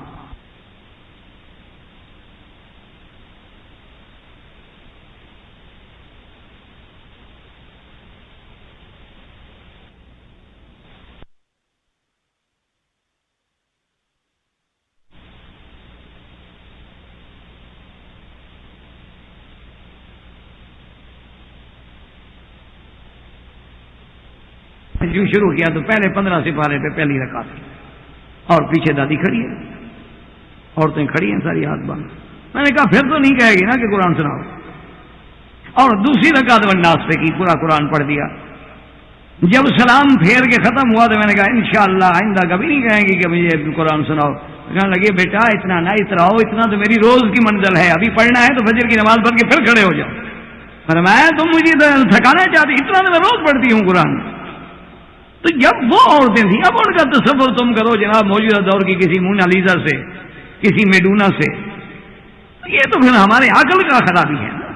کہاں کی نسبت خواہ خراب عالم پاک، کہاں یہ چلتی پھرتی ہوئی گندگی کی لاشیں، اور کہاں وہ اسلام نے عورت جو بنایا ہے جس کو مقام دیا ہے، کہاں وہ۔ تو وہ اہل اللہ میں سے جو عورت تھی، پتہ ہے وہ کیا کرتی؟ عشاء کے بعد، جب چونکہ ہمارے انڈو پاک میں آپ کو پتہ ہے کہ کھانا مغرب سے پہلے کھا لیا جاتا ہے رات کا، اور پھر لوگ مغرب بھی پڑھتے ہیں اور عشاء بھی پڑھتے ہیں، تو وہ جناب یہ ہے کہ عشاء کے بعد روزانہ بی بی صاحبہ غسل فرماتی، غسل فرمانے کے بعد خوشبو لگاتی، کنگھی کرتی، اچھے لباس پہنتی، جو ان کے پاس سنگار تھا یعنی سرما تھا، مساق تھا، جو بھی اس زمانے کی چیز تھی، تیار ہو کے خامند کے آنے سے پہلے ان کے کمرے میں انتظار میں بیٹھی ہوتی، بالکل بن سمر کے، اور خامند آتے اور آگے بیٹھ جاتے، 2-4 منٹ باتیں کرتے، تو پھر ان سے پوچھتی کہ آپ کو اگر میری حاجت ہے تو میں حاضر ہوں، اگر اجازت ہو تو پھر میں جا کے اللہ اللہ کروں۔ تو اگر خامند کو ضرورت ہوتی کہتے ٹھیک ہے لیٹ جاؤ، بیٹھ جاؤ، ٹھیک ہے مت جاؤ عبادت کے لیے، نفلی عبادت ہے۔ تو اگر وہ اجازت دے دیتے پھر جا کے نفلی شروع کر دیتی ہیں اور صبح تک نماز پڑھتی رہتی۔ یہ تو اس کا حق ہے۔ تو اس لیے سیدہ عائشہ جیسی بی بی رضی اللہ تعالیٰ عنہ فرماتی ہیں کہ میں نے ہار، اس زمانے میں ایک ہار عاریۃ لے لیا کہ کم از کم حضور کے سامنے کچھ تو میں گلے میں ڈال۔ اتفاق کی بات ہے، بی بی صاحبہ فرماتی ہیں کہ میں قضاء حاجت کے لیے باہر نکلی تو وہ ہار جو تھا ٹوٹ گیا، دھاگے واگے کا تو ہار تھا، ٹوٹ گیا، گر گیا، میں نے خیال ہی نہیں کیا۔ جب خیمے میں واپس آئی دیکھا تو ہار نہیں، تو میں پھر واپس گئی، پھر واپس آئی، جس راستے سے دیکھا نہیں ملا، تو میں نے حضور پاس یا رسول اللہ فقط تو القلادہ، میں نے وہ ہار گم کر دیا ہے، گر گیا ہے، اور وہ میرے پاس آ رہا ہے مانگا ہوا۔ حضور نے حکم دیا بھی ٹھیک ہے ذرا آرام کر لیتے ہیں اور کچھ ایسا کرو بھی تلاش کرو، تلاش کیا گیا، اتفاق کی بات ہے کہ وہ ہار نہیں۔ اب خدا کی شان دیکھیں، اب ذرا اس پہ غور کریں، یہ نہیں کہ بس ایک واقعہ ہے اور سن لیا اور چلے گئے۔ اگر آدمی غور کرے گا، فکر کرے گا، تدبر کرے گا، تو اس کے دماغ میں بات بیٹھے گی کہ اسلام نے عورت کے بارے میں کیا کیا تصورات قائم کیے ہیں، اللہ کی نظر میں عورت کا کیا مقام ہے، رسول اللہ کی نظر میں عورت کا کیا مقام ہے، اولیاء اللہ کی نظر میں عورت کا کیا مقام ہے۔ لیکن شرط ہے میرا بھائی عورت ہو، اگر عورت ہی نہ رہے، اگر عورت اپنے عورت پن کو ختم کر دے پھر تو اس کا کوئی مقام نہیں۔ دیکھیں نا، اصولی سی بات ہے کہ اپنا یہ ایک ٹیپ ریکارڈر ہے، اس کا ایک مقام ہے، آپ ایک درس کو ٹیپ کریں، اچھی بات ہے۔ اب اگر کوئی آدمی اس کو پکڑ کے ایسے پھینک دے کہ یہ سڑک پہ جا پڑے، یہ کوئی بات تو نہ ہوگی۔ اس کا اپنا ایک مقام ہے، طریقے استعمال ہے۔ تو اب جب حضور کو خبر ہوئی، تلاش شروع ہوئی، اتفاق ہے کہ ہار نہ ملا، اور خدا کی شان دیکھیں کہ ایسی جگہ پر قافلے نے قیام کیا تھا کہ جہاں کوئی کنواں نہیں، کوئی پانی نہیں، کوئی چشمہ نہیں، تو کافی سارے صحابہ جو تھے وہ غصے میں آئے اور حضرت سیدنا ابو بکر کی خدمت میں گئے اور کہا کہ یا ابا بکر دیکھو بی بی عائشہ کو اللہ نے عزت دی، عظمت دی، حضور کی بیوی بنایا، امہات المومنین بنایا ہے، لیکن ناز کی بھی ایک حد ہوتی ہے کہ سارے قافلے کو روک دیا، ایک ہار کے لیے گر گیا تو گر گیا۔ اور فقطنا الماء، ایک روایت میں آتا ہے کہ لیسو علی ماء، کہ وہ کسی پانی کے چشمے پر بھی تھے، ولیس معہم ماء، ان کے ساتھ بھی پانی نہیں تھا۔ تو نے کہا ہماری نماز کا وقت آ رہا ہے، قافلہ رکا ہوا ہے، ورنہ قافلہ اگر وقت پہ چل پڑتا تو ہم کسی نہ کسی یعنی منزل پہ پہنچ جاتے، کسی چشمے پہ پہنچ جاتے، اب ہماری نماز چلی جائے گی۔ تو ایک تو صحابہ کا عشق صلاۃ کہ نماز کا اتنا فکر ہے کہ اب اس میں ان کے سامنے نہ بی بی عائشہ کی عظمت ہے، نہ یہ ڈر ہے کہ کہیں حضور ناراض ہو جائے گا، نہیں، نماز تو اللہ کی ہے۔ اور سیدنا ابو بکر صدیق کا جذبہ دیکھیں گے، جب ان کو نماز کے بارے میں صحابہ نے کہا تو فرماتے ہیں، بی بی عائشہ فرماتی ہیں کہ دخل ابی، میرا ابا جان آئے اور اس خیمے میں آئے جہاں میں بیٹھی تھی، اور سرکار دو عالم لیٹے ہوئے تھے، آرام فرما رہے تھے۔ اور ایک روایت مبارک میں یہ بھی آتا ہے کہ حضور صلی اللہ علیہ وسلم نے میرے گھٹنے پہ یا میرے فخذ پہ اپنا سر مبارک رکھا ہوا تھا، اور میں ادب سے بیٹھی تھی کہ حضور کے آرام میں خلل نہ ہو، حضور لیٹے ہوئے۔ حضرت ابو بکر صدیق آئے اور غصے سے کہا، حابستنا، تم نے ہمیں روک دیا، ان القوم لیسوا علی ماء ولیس معہم ماء، کہ قوم ایسے مقام پہ ہے کہ نہ ان کے پاس پانی ہے اور نہ ان چشمے پہ ہے، تو نماز جانے کا خوف ہے، تم نے اللہ کے پیغمبر کو ایک ہار کے لیے روک دیا۔ اور بی بی عائشہ فرماتی ہیں کہ میرے ابا نے مجھے اتنے زور سے مارا کہ مجھے کہتی ہیں بہت ہی والد صاحب نے اتنی قوت سے مجھے گھونسا مارا میری پشت میں کہ مجھے سخت تکلیف ہوئی، لیکن میں نے ضبط کیا کہ میں ہلوں نہیں، حضور کے آرام میں فرق نہ آ جائے۔ اب اسی میں اب آپ دیکھیں کہ جناب حضور صلی اللہ علیہ وسلم کی بھی آنکھ مبارک کھل گئی، فنظر علیہ جبریل علیہ السلام آ گئے اور اللہ نے فوراً قرآن نازل کر دیا، وَإِن لَّمْ تَجِدُوا مَاءً فَتَيَمَّمُوا صَعِيدًا طَيِّبًا۔ اللہ نے قرآن نازل کر دیا کہ میرے محبوب اپنے صحابہ کو بتا دو، اپنی امت کو قیامت تک بتا دو، ہم عائشہ کی تکلیف برداشت نہیں کر سکتے، چاہے باپ بھی مارے تو ہم برداشت نہیں کرتے، حالانکہ والد ہے، بیٹی ہے۔ اتنا بڑا مقام ہے اللہ کا، اللہ کے ہاں عورت کا، کہ اللہ نے قرآن نازل کر کے حضور کی امت کو قیامت تک کے لیے چھڑا دیا ایک عورت کی وجہ سے، کہ فَإِن لَّمْ تَجِدُوا مَاءً فَتَيَمَّمُوا صَعِيدًا طَيِّبًا وَامْسَحُوا بِوُجُوهِكُمْ وَأَيْدِيكُمْ۔ اللہ نے قرآن نازل کر دیا کہ میرا مدنی، اگر تمہارے پاس پانی نہ ہو، تیری امت کے پاس پانی نہ ہو، تو یہ ساری مٹی جو ہے میں نے تیرے لیے پاک بنا دی ہے، اس مٹی پہ تیمم کر کے نماز پڑھ لو، بس ہم قبول فرما لیں گے۔ اب 2 منٹ پہلے جو صحابہ غصہ کریں سب آگے ابو بکر کو مبارک دے رہے ہیں، کہتے ہیں ابو بکر مبارک ہو تیرے گھرانے کی وجہ سے اللہ نے حضور کی امت کو چھڑا دیا۔ دیکھو نا جی، آج سفر میں ہے پانی نہ ہو، انسان سفر میں ہے پانی نہیں ہے، کیا کرے؟ ایک مسئلہ ہی حل ہو گیا کہ پانی نہ ہو، وضو کرنا ہے، پانی نہیں ہے، بس ہاتھ مارو، تیمم کرو، السلام علیکم ورحمۃ اللہ وبرکاتہ سے نماز پڑھ لو۔ حتیٰ کہ اگر انسان ہے، مرد ہے یا عورت ہے، اس کو غسل جنابت کی ضرورت ہے، پانی نہیں ہے، کیا کرے؟ وہ بھی تیمم کرے۔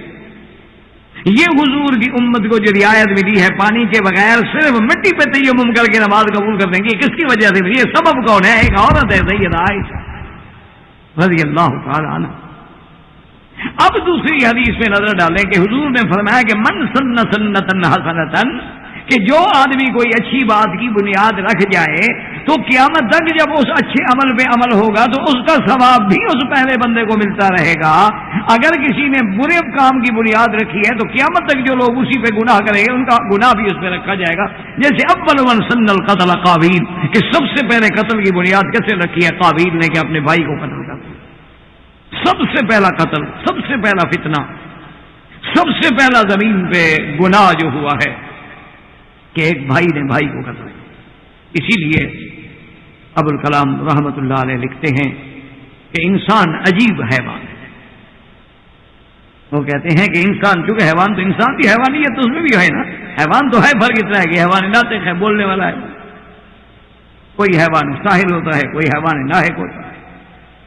تو ابوالکلام لکھتے ہیں رحمۃ اللہ علیہ کہ یہ انسان ایک عجیب حیوان ہے کہ سانپ کبھی سانپ کو نہیں کھاتا، شیر کبھی شیر کو نہیں قتل کرتا، بھیڑیا کبھی بھیڑیے کو نہیں مارتا، کتا کبھی کتے کو نہیں قتل کرتا. یہ ایسا حیوان ہے کہ جب انسانیت سے گر جائے تو اپنے انسانوں کو مارتا ہے. یعنی یہ ایسا حیوانیت کی سطح پہ گر جاتا ہے، اسفل السافلین میں چلا جاتا ہے کہ انسان ہو کر انسانوں کا دشمن، ورنہ کوئی چیز اپنے ہمجنس کی دشمن نہیں ہوتی. یہ ایک انسان ہے جو بندوں کو مار دیتا ہے، بندوں کو بیچ دیتا ہے، بیٹے باپ کو مار دیتے ہیں، شوہر بیوی کو مار دیتا ہے، بیوی شوہر کو مار دیتی ہے. یہ معاشرہ. اب آپ اسی سے اندازہ فرمائیں کہ اللہ کے ہاں کتنا بڑا مقام ہے کہ حضور کی امت جو ہے قیامت تک کتنی بڑی مشکل سے بچ گئی. دیکھو نا، پانی نہ ہوتا یا تو نماز جاتی یا نماز قضا ہوتی، لیکن ایک مسئلہ ہی اللہ نے حل کر دیا کہ نہیں ہے بڑھتے کوئی بات ہی فتیمموا صعیدا طیبا. اسی طرح اب جو آیات مبارکہ ہم نے تلاوت کی ہے، یعنی آپ حیران ہوں گے اللہ کے قرآن کو خدا کے لیے کبھی غور کر کے پڑھا.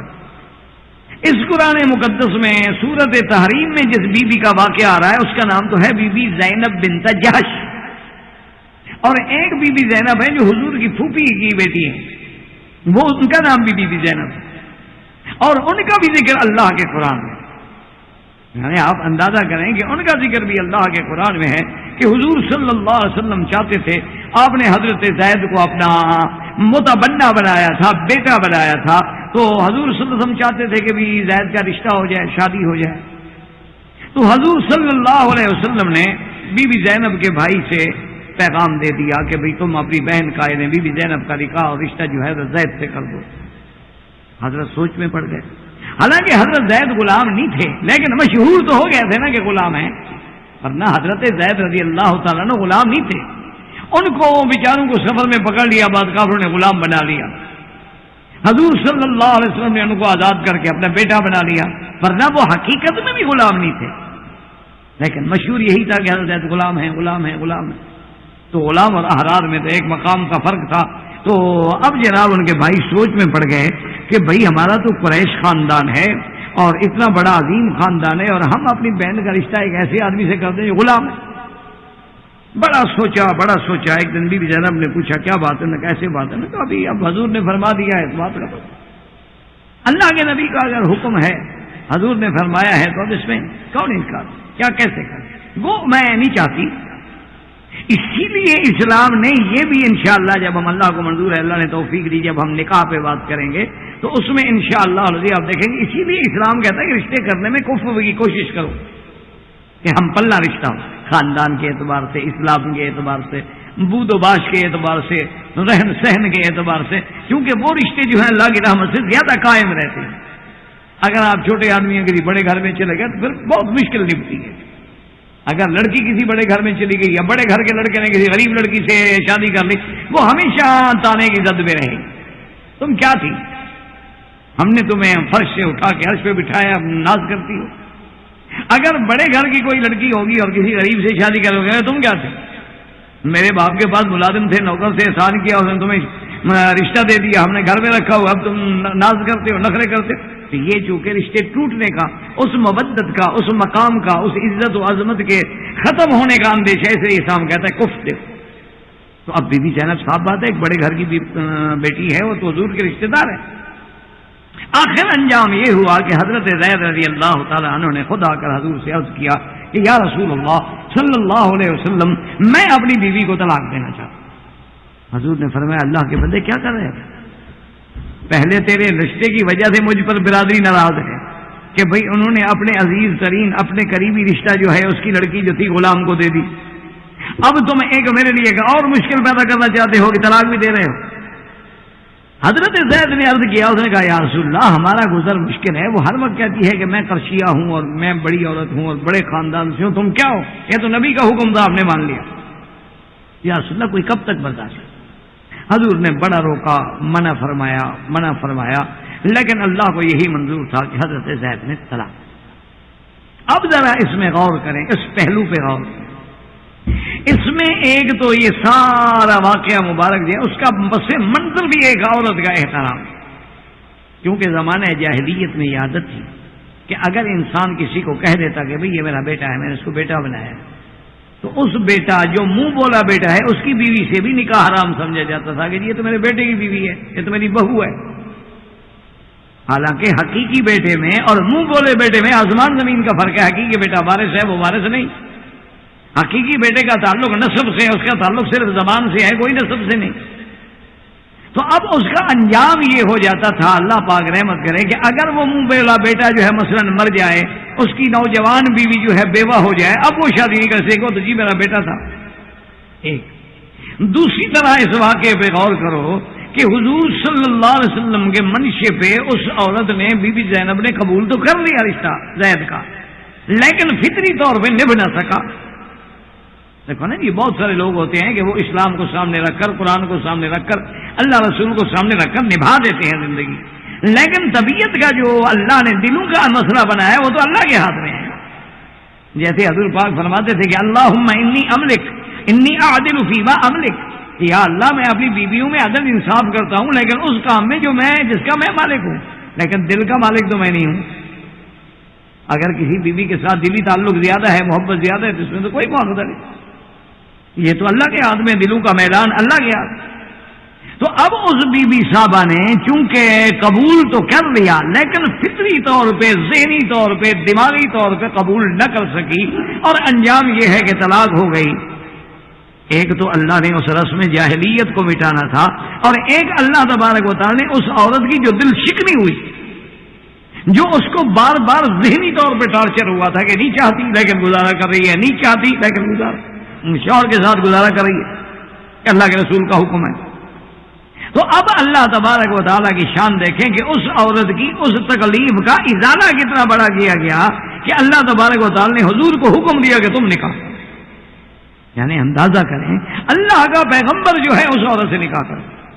ایک تو رسم جاہلیت ختم ہو، اور جو اس کو دوسرا ذہنی طور پہ ٹارچر ہوا ہے کہ میں بڑے خاندان کی تھی اور میرا شوہر میرے برابر کا نہیں تھا، تو اب اللہ اس کو وہ شوہر دینا چاہتے ہیں جس کے برابر کوئی بھی نہیں ہو سکتا، وہ شوہر محمد مصطفیٰ ہے۔ لیکن پھر عورتوں کا بھی اسلامی مقام دیکھیں کہ حضور صلی اللہ علیہ وسلم نے پیغام بھیجا بی بی زینب نکاح کا۔ اب خود اندازہ کر سکتے ہیں آپ کے پیغام دینے والا محمد رسول اللہ ہو، ایمان سے کہیں کوئی مسلمان عورت انکار کر سکتی ہے؟ کوئی مسلمان عورت دنیا میں انکار کر سکتی ہے؟ لیکن بی بی زینب کو جب پیغام پہنچا ہے تو بی بی زینب نے کہا کہ استغفر ربی، اس نے کہا پیغام دینے والے سے، اچھا بعض روایات میں ہے کہ خود حضرت زید ہی پیغام دینے آئے۔ اس میں کیا دکھایا گیا کہ بھی اگر عورت اور مرد کا تعلق نہ رہے تو اس کا معنی یہ نہیں کہ دشمنی ہے کہ آئندہ اس کی آنکھیں ادھر ہیں اور اس کی آنکھیں ادھر ہیں، اور جناب وہ کہتی ہے جی میں تو اس کی شکل نہیں دیکھ سکتی، وہ کہتا ہے جی خبردار میری بیوی رہ چکی ہے میرے سامنے آتی ہے۔ کیا ہے؟ تعلق تھا، نکاح تھا، ختم ہو گیا۔ پہلے بھی تو اجنبی تھی نا، نکاح سے بیوی بنی، اب اگر نکاح نہیں رہا تو پھر اجنبی ہو گئی، پھر یہ آنکھیں دکھانا اور پھوں پھاں کرنے کی کیا ضرورت ہے؟ اتنا بڑی مردانگی ہے تو کسی کافر پر جا کے زور دکھا دو، صرف بیوی پر دکھانے کے لیے مردانگی ہوتی ہے۔ جیسے آج کل ہمارے نوجوانوں کا دماغ خراب ہو گیا ہے، یہی بہادری ہے کہ اللہ کے اس بلد الامین میں جا کے شرارتیں کرو اور فتنے پھیلاؤ۔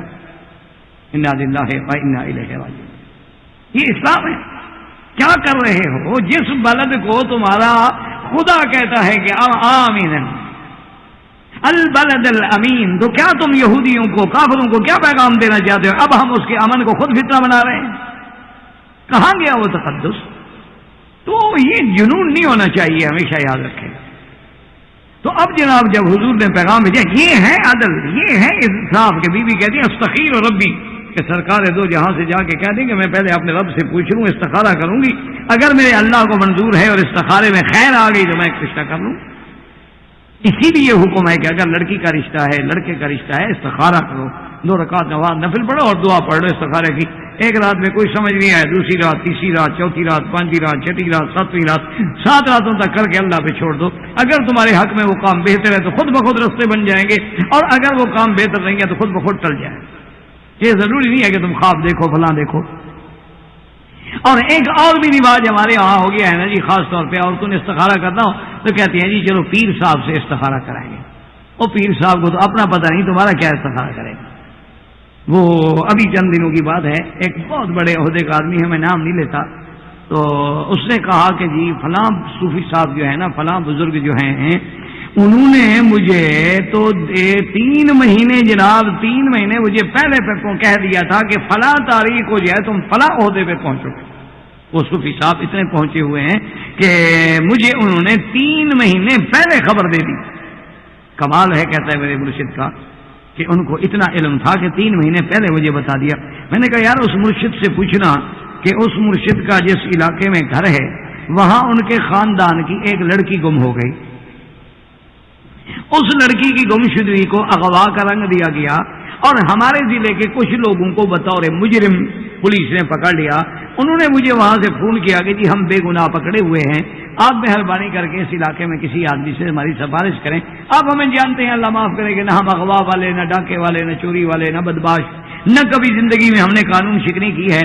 تو بہرحال میں نے کہا وہ کیا واقعہ؟ انہوں نے کہا جی فلاں خاندان کی لڑکی ہے، وہ اللہ عالم اغوا ہو گئی، کیا ہو گیا، لیکن ہمارا تو کوئی گناہ نہیں، ہم تو اپنے مال مویشی اونٹ گائے بیل لے کے اس علاقے میں بیچنے کے لیے آتے ہیں۔ خدا کی قدرت یہ ہے کہ اسی بستی جس بستی سے وہ لڑکی گئی ہے اسی کے باہر ہم ٹھہرے ہوئے تھے، انہوں نے ہمارے نوجوانوں کو پکڑ لیا کہ تمہاری ساتھ۔ تو میں نے پولیس والوں کو پتا کیا، میں نے کہا کون ہے وہاں پولیس افسر؟ انہوں نے کہا وہ ہے۔ میں نے کہا اچھا خیر کوئی ہو، اس کا مجھے ٹیلی فون نمبر دے دو، کیوں آخر مسلمان لوگ ہیں، مکے مدینے کا لحاظ تو کرتے ہی۔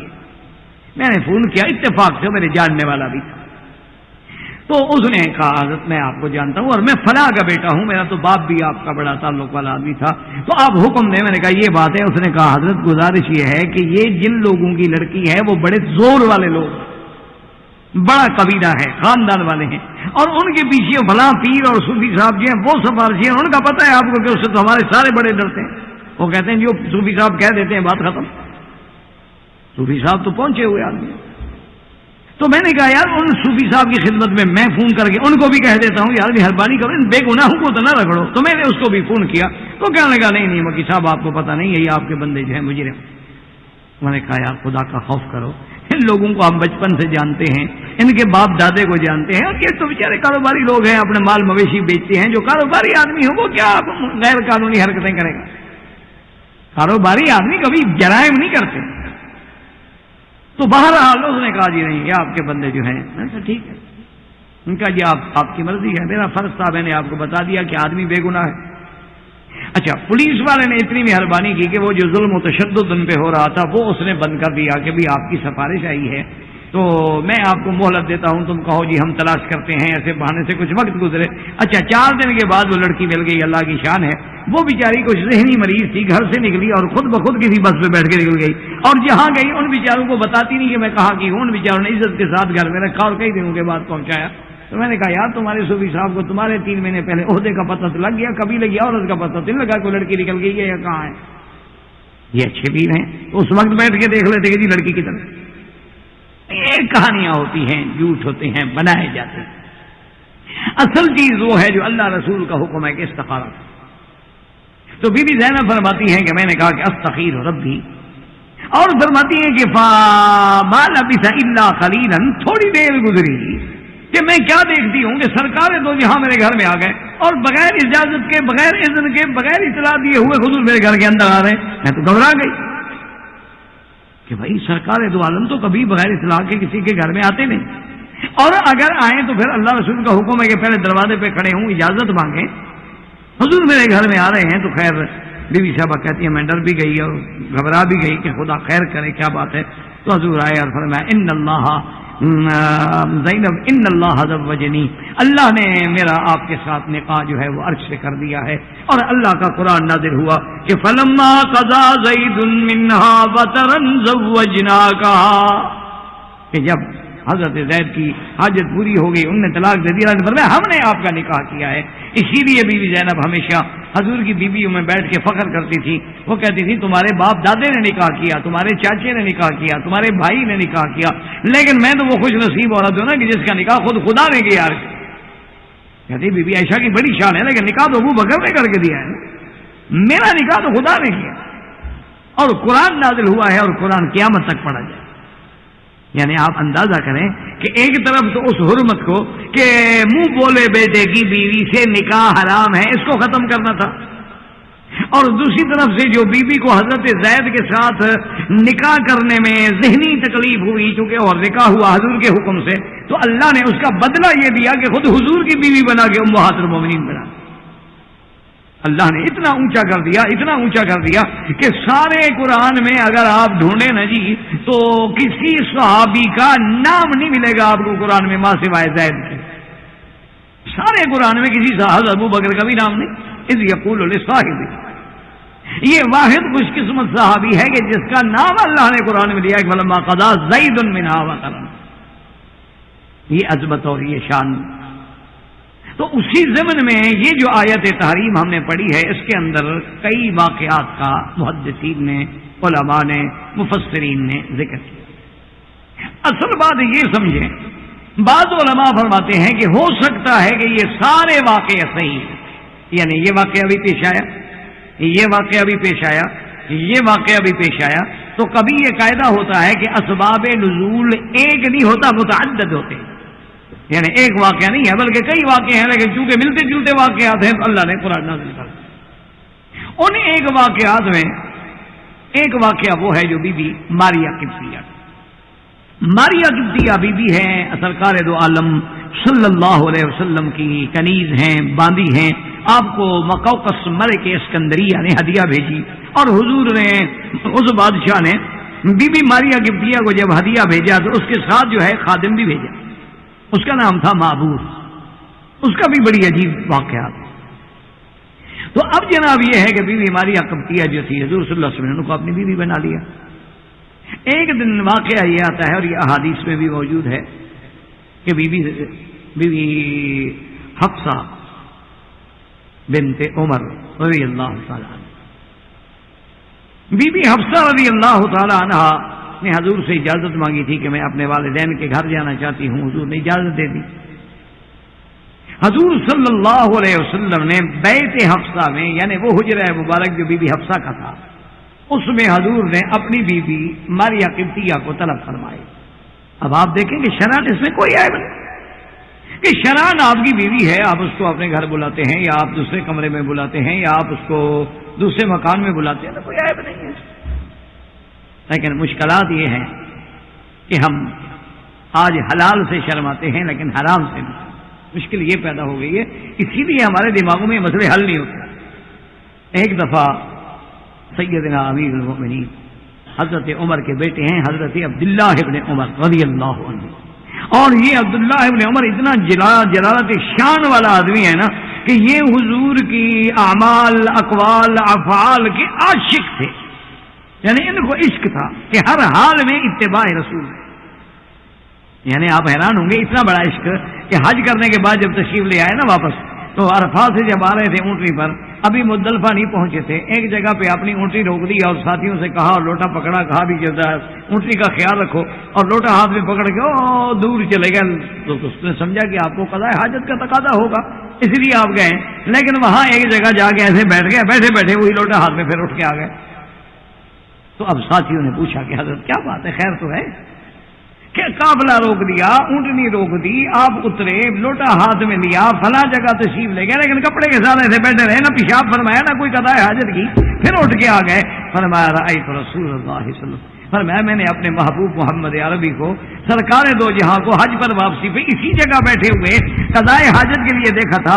مجھے تو اب خواہش نہیں تھی پیشاب وغیرہ کی، لیکن میں نے کہا اتباع تو کر لوں، اسی طرح بیٹھ تو جاؤں جیسے میرا محبوب بیٹھا۔ یہ ہے عشق۔ تو حضرت عبداللہ ابن عمر جیسا آدمی فرماتے ہیں کہ حج کرنے کے سلسلے میں جب میں آیا تو جب میں اپنی زوجہ مطہرہ کے ساتھ، اپنی بیوی کے ساتھ کنکریاں وغیرہ مار کے فارغ ہو کے طواف زیارت کے لیے آئے، اور ہم دونوں میاں بیوی نے طواف زیارت مکمل کر لیا، واپس بھی نہ جا رہے ہیں، تو میری طبیعت میں خواہش ہو گئی اپنی بیوی کے ساتھ مباشرت کی۔ انسان ہے، اسی وقت بھی خواہش ہو سکتی، لیکن مشکل یہ ہے نا میرا عزیز کہ انسان کے دماغ میں جب تہذیب مغرب کا اثر ہو جائے، ان کے لیے واقعات عجیب لگتے ہیں۔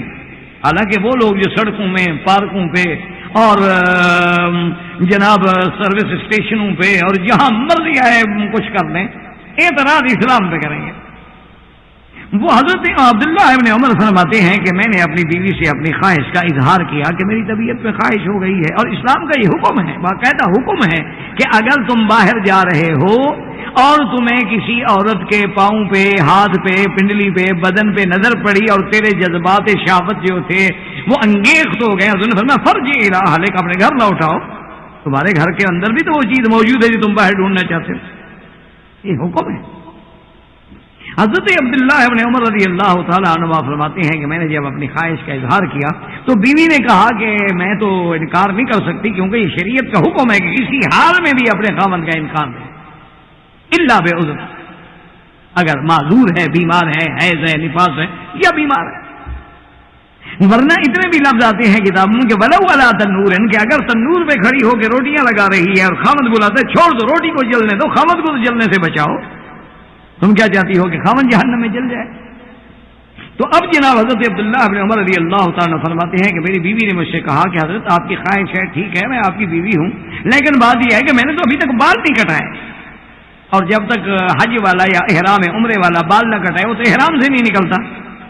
یہ مسئلہ بھی اچھی طرح یاد رکھ لیں، ہماری بیٹیاں یہ سمجھتی ہیں کہ وہ جو چادر رومال باندھا ہوتا ہے نا بالوں کو، بس کھول دے، اوہ احرام ہم نے کھول دیا جی، او احرام شرام ہے، کپڑے کھولنے سے نہیں کھلتا۔ یا جیسے ہمارے مردوں کو بھی یہ غلط فہمی ہے کہ احرام کے بعد جی ہم نے کپڑے چادریں اتار دی، تولیے اتار دی، ہم نے سلوار قمیض پہن لیا، احرام کھول دیا جی، اور سلوار قمیض پہننے سے احرام نہیں کھلتا جب تک حلق نہ ہو یا قصر نہ ہو، جب تک آپ حلق نہ کرائیں یا بال نہ کٹائیں، لاکھ دفعہ سلوار قمیض پہن لیں، الٹا مجرم بنتے جائیں گے، احرام سے نہیں نکلیں گے۔ احرام سے نکلنے کا حل یہ ہے کہ جب طواف کر لو، صفا مروا دوڑ لو، تو اب سر پہ اس طرح پھرواؤ، اگر بال بڑے ہیں تو چوتھا حصہ بالوں کا سارے سر سے کاٹ لو، باقی رہنے دو، اب تم احرام سے نکل گئے۔ چاہے سلوار قمیض نہ پہنو، اسی تولیے کو سر پہ ڈال لو۔ کپڑے اتارنے سے یا کپڑے بدلنے سے آدمی احرام سے نہیں نکلتا۔ جیسے بہت ساری میری بیٹیاں جو ہیں وہ حالت حج میں، حالت احرام میں وہ جو رومال باندھتی ہیں نا بالوں کو، اسی کے اوپر پانی کا مسح کر لیتی ہے نماز کا، وہ نماز ہی نہیں ہوتی، جب وضو نہیں ہوا نماز کیسے ہوگی؟ حتیٰ کہ حکم ہے شریعت کا کہ اگر کسی عورت نے یا مرد نے وگ لگائی ہے، مثلاً وگ لگائی ہوئی ہے، تو اس وگ کے اوپر وہ اگر مسح کر لے تو مسح نہیں ہوگا، اس کو اتار کے مسح کرنا ہوگا۔ تو یہ کپڑا باندھے ہوئے جو اور کپڑا بھی خود اپنے منشی سے باندھا ہوا ہے، اسلام نے نہیں کہا کپڑا باندھو۔ 5 نمازیں اب حج میں اگر جائے 8 کو واپس آئے 13 کو، کتنی نمازیں ختم ہو گئی؟ اچھا حج کرنے گئی کہ فرض نمازیں ختم ہے، مسا اوپر کریے، کھل گیا، او میرا احرام کھل گیا، برباد ہو گئی، میں تو احرام ہی کھل گیا، کپڑا کھل گیا، احرام گیا، اڑ گیا، بس حج ختم۔ یہ مان اللہ کپڑے میں بندھا ہوا تھا نا آج، یہ جہالت۔ تو حضرت عبداللہ ابن عمر فرماتے ہیں کہ بیوی نے جب یہ کہا کہ میں نے تو ابھی تک بال بھی کٹائے ہیں، تو آپ نے فرمایا کہ یہ کون سا مشکل مسئلہ ہے، عورت کے بال کاٹنے کا مسئلہ کون سا مشکل ہے؟ بھائی مرد کے تو ٹھیک ہے نا، چوتھا حصہ کاٹنے ہوں تو کینچی وینچی تو ہو نا، لیکن عورت کے تیسرے سے بال کاٹ رہے ہیں، فرمایا بھائی یہ دکھاؤ بال اپنے، بال دیکھا، فرمایا میں نے دان سے کاٹی، میں نے بال دان سے کاٹے، اب تو کٹ گئے، میاں بیوی سے مل گئے، احرام سے نکل گئی۔ اور اچھا اب مشکل یہ ہوتی ہے کہ جب ہم پڑھانے بیٹھتے ہیں، ایک دفعہ میں یہی سبق پڑھا رہا تھا تو ایک میرے طالب تھے انڈونیشی، اب پتہ نہیں اللہ عالم وہ کہاں ہیں، سنا ہے میں نے کہ وہ بڑے عالم بن گئے اور بڑا اپنے ملک میں دارالعلوم بنا، اللہ عالم مدتیں ہوگی، ہمیں تو نام بھی نہیں آتا، ہمیں تو اللہ کا شکر ہے اپنے طالبوں کے نام کا بھی پتہ نہیں ہوتا، کیونکہ جب اللہ کے لیے پڑھانا ہے تو پھر نام کیا رکھنے ہیں؟ ہم کو پیر تو ہیں نہیں کہ رجسٹر رکھیں اولاد کے کام آئے گا کہ کتنے مرید ہیں، ان کے ہاتھ ریکارڈ ہوتا ہے نا باقاعدہ، وہ پیروں کے بعد رجسٹریشن ہوتی ہے باقاعدہ۔ ایک دفعہ جب ہمارے ہاں قومی ملکیت میں زمینیں لی گئیں تو ایک پیر صاحب تھے، میرے دوست تھے، تو میں نے ان سے بطور افسوس کہا، میں نے کہا جی آپ کی بڑی جاگیریں ہیں، اب یہ زمین شمین، انہوں نے کہا مکی صاحب جاگیریں لے لیں گے نا، پیری تو نہیں لے لیں گے۔ میں نے کہا کیا مطلب؟ انہوں نے کہا حضرت، اس نے نوکر سے کہا جا خلیفے سے جا کے رجسٹر لے کے آ کر، نے کہا حضرت 3 لاکھ رجسٹرڈ مرید ہے میرا، 50 روپے بھی میں سال کے ایک مرید سے لوں تو سال کے کتنے پیسے بنیں گے؟ میری گاڑیوں کاروں میں فرق نہیں آتا، ساری زمین لے جاؤ۔ میں نے کہا بھی بات ٹھیک ہے، یہ پیری واقعی بڑی کام کی چیز ہے، اس پہ نہ پابندی لگے، نہ اس پہ کوئی ٹیکس لگے، نہ ایکسائز والے کچھ بگاڑ سکیں، نہ اس کا CBR والے کچھ بگاڑ سکیں، یہ ایک ایسا ماشاءاللہ اور ایسا امر دھارا دھندا ہے کہ ہر بیماری کی شفا ہے۔ تو خیر بہرحال مجھ سے اس طالب نے کہا، کہنے لگا کہ دیکھو جی کہ حضرت عبداللہ بن عمر جیسا پاک آدمی، مقدس آدمی، کیا وہ اتنی صبر نہیں کر سکتے تھے کہ میراث پہنچ جاتے یا واپس مکے آ جاتے؟ کوئی ضروری تھا کہ راستے میں اپنی بیوی سے ملتے؟ تو اس نے بطور اعتراض مجھے، شاگرد تھا، شاگرد تو شاگرد ہوتے ہیں، طالب تو آپ جانتے ہیں نا طالب کیسے ہوتے ہیں۔ امام ابو یوسف کے پاس رحمۃ اللہ علیہ کے بعد طالب پڑھتے تھے، وہ بولتا نہیں، تو ایک دن امام ابو یوسف رحمۃ اللہ علیہ نے فرمایا اللہ کے بندے سارے طالب بولتے ہیں، سوال کرتے ہیں، پوچھتے ہیں، تم چپ رہتے، بولتے کیوں نہیں ہو؟ تو دوسرے دن امام صاحب مسئلہ بیان کر رہے تھے کہ بھئی ہم نے افطار روزے کا اس وقت کرنا ہے جب سورج ڈوب جائے، جب تک سورج نہ ڈوبے ہم افطار نہیں کر سکتے ہیں۔ تو کہنے لگا اچھا استاد اگر سورج نہ ڈوبے تو پھر کیا کریں؟ تو آپ نے کہا بس تمہارا نہ بولنا ہی بہتر ہے۔ اچھا ہوا، شکر ہے کہ تمہارا نہ بولنا۔ وہ ہمارے انڈیا میں رامپور میں ایک شادی ہوئی، ایک بہو کی، ایک لڑکی یعنی بہو بن کے کسی گھر میں گئی۔ اب جناب وہ بہو بولے ہی نا، تو ساس بیچاری پریشان ہو گئی کہ کہیں میری بہو گونگی تو نہیں، کہ 2 دن گزر گئے، 4 دن گزر گئے، 5 دن گزر گئے، اللہ کی بندی بولتی نہیں۔ تو ایک دن آخر ساس نے پکڑ لیا، اس نے کہا دلہن کیا بات ہے، تو ہماری اچھی بہو ہو، 6 دن گزر گئے، میں نے تو اپنی زبان ہلتی بھی نہیں دیکھی، کیا خیر تو ہے، تم گونگی وونگی تو نہیں ہو، تم بولا کرو، کچھ ہنسا کرو۔ کہنے لگی اچھا ساس ایک بات بتاؤ، اگر تیرا پتر مر جائے تو پھر میری شادی کیسے کرو گی؟ تو اس نے کہا پھر تمہارا وہ گونگا رہنا ہی بہتر۔ انہوں نے کہا اچھا ہے، شکر ہے کہ تم اسی طرح خاموش ہی رہو۔ یہ ساس سے پوچھ رہی کہ تمہارا بیٹا جو مر جائے تو میں بیوہ ہو گئی، پھر میری شادی کیسے ہوگی؟ دیکھو بولی ہے تو کیا بولی۔ اسی لیے ہمارے یہاں ایک محاورہ بھی ہے کہ مردہ نہ بولے، اگر بولے تو کفن پھاڑ کے بولے، ایک محاورہ بھی، پھر کفن پھاڑ کے ہی بولے گا نا بیچارہ۔ تو بہرحال کہنے کا مقصد یہ تھا کہ اس نے اعتراض کیا، تو میں نے اس کو بتایا، میں نے کہا میرا بھائی فرق اتنا ہے کہ وہ لوگ تھے دین پہ چلنے والے، ان کو حلال سے شرم نہیں تھا، حرام سے شرم تھا۔ ہمیں آج حرام سے شرم نہیں، حلال سے شرم ہے کہ اپنی بیوی کے ساتھ ہم مدینہ منورہ جا رہے ہوں، گاڑی بھی ہے، کار بھی ہے، راستے میں ہمیں کمرہ بھی مل سکتا ہے، کبھی جرت نہیں کریں گے بیوی سے کہ بھئی میری خواہش ہو رہی ہے۔ لیکن خدا نہ خواستہ اگر راستے میں کوئی خوبصورت لڑکی کھڑی ہو تو مولوی صاحب بھی دیکھ لیں گے، آپ بھی دیکھ لیں گے انشاءاللہ، نظر انشاءاللہ وہ ہوگی۔ جیسے کسی نے کہا تھا نا اکبر الہ آبادی نے کہ ہمارا بزرگ جو ہے، پیر جو ہے ماشاءاللہ، خلاف شرع کبھی شیخ تھوکتا بھی نہیں، یعنی خلاف شریعت تو یہ بھی نہیں کہ کبھی دائیں تھوک دے، بائیں تھوکتا ہے، لیکن اندھیرے اجالے میں چکتا بھی نہیں۔ تو اصل بات یہ ہے کہ ان لوگوں کو حلال، جب حلال ہے تو حلال ہے، بات ختم ہو گئی۔ کہ اللہ نے نکاح کر دیا، پھر پوچھنے کی کیا ضرورت ہے؟ اللہ نے بیوی کو حلال کیا ہے تو اس میں پوچھنے کی کیا ضرورت ہے؟ تو اب ذرا اس قرآن کی آیات کو دیکھیں کہ قصہ تحریم میں کتنی بڑی نزاکتیں ہیں کہ بی بی ماریہ ہے، اگر انہوں نے حضور نے بی بی حفصہ کے گھر میں بلا لیا تو کیا ان کی بیوی ہے؟ کیونکہ مستشرقین پھر اس قصے کہانیوں کو بناتے ہیں کہ دیکھیں جی ان کا نبی تو جہاں بیٹھتے تھے وہ عورت کو ہی بلاتے تھے، یہ نعوذ باللہ، یعنی جن کے اپنے ہر کام میں عورت ہے، جن کی اپنی عورتوں کا یہ عالم ہے کہ سڑک پہ کھڑے ہو کے زبردستی کار میں بیٹھ جاتی ہیں، جن کی عورتوں کا یہ عالم ہے کہ باقاعدہ اشتہار چھپوا کے ہر ٹیلی فون پی سی او پہ لگا آتی ہیں کہ جب کال کرنا ہو تو مجھے اس نمبر پہ کال کریں، وہ اعتراض کرتے ہیں اسلام پہ، یہ دکھ کی بات نہیں۔ اور خدا کے بندے کچھ تو خوف کرو، سرکار دو عالم کی بیوی ہے۔ اچھا پھر سرکار دو عالم صلی اللہ علیہ وسلم کے پاس موجودہ دور کی طرح محلات تو ہے نہیں کہ آپ کسی کو الگ محل میں رکھیں اور کسی کو الگ محل رکھیں، یہ حجرات تھے حضور پاک کے، یہ جہاں آپ کا مزار مبارک ہے بی بی عائشہ کا ہو، اس سے پہلے جو ہے وہ بی بی فاطمہ کا ہو، اس سے آگے جو ہے اسی طرح جہاں آج کل صف اول ہوتی ہے، آپ نے دیکھا ہوگا مدینہ شریف میں جہاں امام نماز کھڑے ہو کے پڑھاتے ہیں محراب میں، یہ سارے اسی سب میں حجرے تھے حضور صلی اللہ علیہ وسلم کی بیویوں کے، ایک حجرہ آگے تھوڑا سا صحن، دروازے پہ ٹاٹ کا کپڑا، یہ گھر ہے حضور صلی اللہ علیہ وسلم۔ تو حضور صلی اللہ علیہ وسلم نے بی بی صاحبہ کو بلا لیا، اور بی بی صاحبہ جب حضور صلی اللہ علیہ وسلم اپنی حاجت مبارک پوری فرما لی، حضور صلی اللہ علیہ وسلم جو ہی باہر تشریف لائے، دیکھا کہ بی بی حفصہ باہر دروازے کے کمرے کے باہر بیٹھی ہوئی رو رہی ہے، کیونکہ اس کو پتا ہے کہ اندر سرکار دو عالم ہے اور ایک عورت کا جوتا مبارک ہے، صاف بات ہے کہ آپ کی کوئی بیوی آپ نے بلائی ہے تو ادب کا تقاضا ہے، اندر تو نہیں جاتی۔ لیکن حضور نے فرمایا کیوں رو رہی ہو؟ تو کہا یا رسول اللہ میرے گھر میں آپ نے دوسری بیوی کو کیوں بلایا، اس میں تو میری توہین ہے۔ اس نے فرمایا، اس نے عرض کیا کہ یا رسول اللہ میرا گھر ہے، میرا نوبہ ہے، میرا بستر ہے، آپ کو اگر بی بی ماریہ قبطیہ سے ملنا تھا تو بی بی ماریہ قبطیہ کے گھر میں تشریف لے جائیں، میرے گھر میں حضور آپ نے بلایا، اس کا مطلب ہے کہ اس کی شان تو اونچی کر دی، میری شان کم کر دی، حالانکہ میں تو عمر کی بیٹی ہوں۔ تو حضور نے فرمایا کہ اچھا تم ناراض نہ ہو، آج کے بعد میں نے اپنے اوپر بی بی ماریہ کو حرام کر دیا۔ تو ایک واقعہ سورت تحریم کے نزول کا یہ ہے، زندگی باقی تو بات باقی، واللہ تعالی عالم و علمہ اتم۔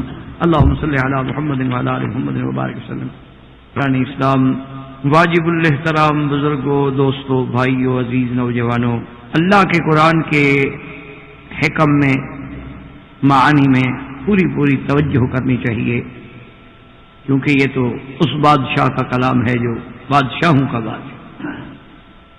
دنیا میں ایک محاورہ ہے کہ کلام الملوک ملوک الکلام، کہ بادشاہوں کی جو گفتگو ہوتی ہے، جو کلام ہوتی ہے نا، وہ گویا کلام کی بھی بادشاہ ہوتی ہے، یعنی جیسے بادشاہ لوگوں کے بادشاہ، ان کی گفتگو گویا گفتگوؤں کی بھی بادشاہ ہوتی ہے۔ تو بادشاہوں کی باتوں میں اشارات ہوتے ہیں، کنایات ہوتے ہیں، بات بڑی محدود ہوتی ہے لیکن معنی بڑے دور رفتار، دور رس ہوتے، اور یہ تو اس اللہ کا کلام ہے جو شہنشاہ، جو ملک الملک ہے، ملک الاملاک۔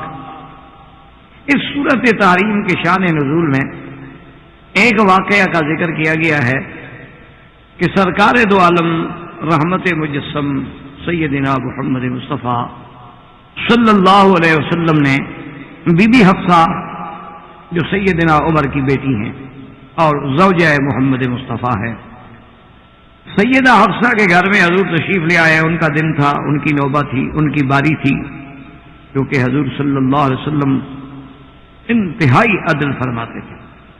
ایک تو آپ کی زندگی کا روز کا معمول مبارک یہ تھا کہ ہر روز عصر کے بعد تقریباً آپ اپنی تمام بیویوں کے پاس، تمام ازواج کے پاس، امہات المؤمنین کے پاس تشریف لے جاتے، کہیں 10 منٹ، کہیں 5 منٹ بیٹھتے، خیریت پوچھتے، حال احوال پوچھتے، کوئی حاجت ہوتی، کوئی ضرورت ہوتی، یا وہاں کوئی اور عورت آئی ہوئی ہوتی کسی مسئلے کے لیے، اس کے مسائل بھی حل کر دیتے، اور پھر حضور صلی اللہ علیہ وسلم عشاء کے بعد اس بیوی کے گھر میں تشریف لے جاتے جس کی باری تھی، جس کی نوبت تھی، کیونکہ اسلام نے یہ پابندی لگائی کہ اگر ایک آدمی ایک سے زیادہ شادیاں کرتا ہے تو اس کے لیے انصاف لازمی ہے، عدل لازمی ہے، لباس میں، نفقات میں، حتیٰ کہ وقت میں۔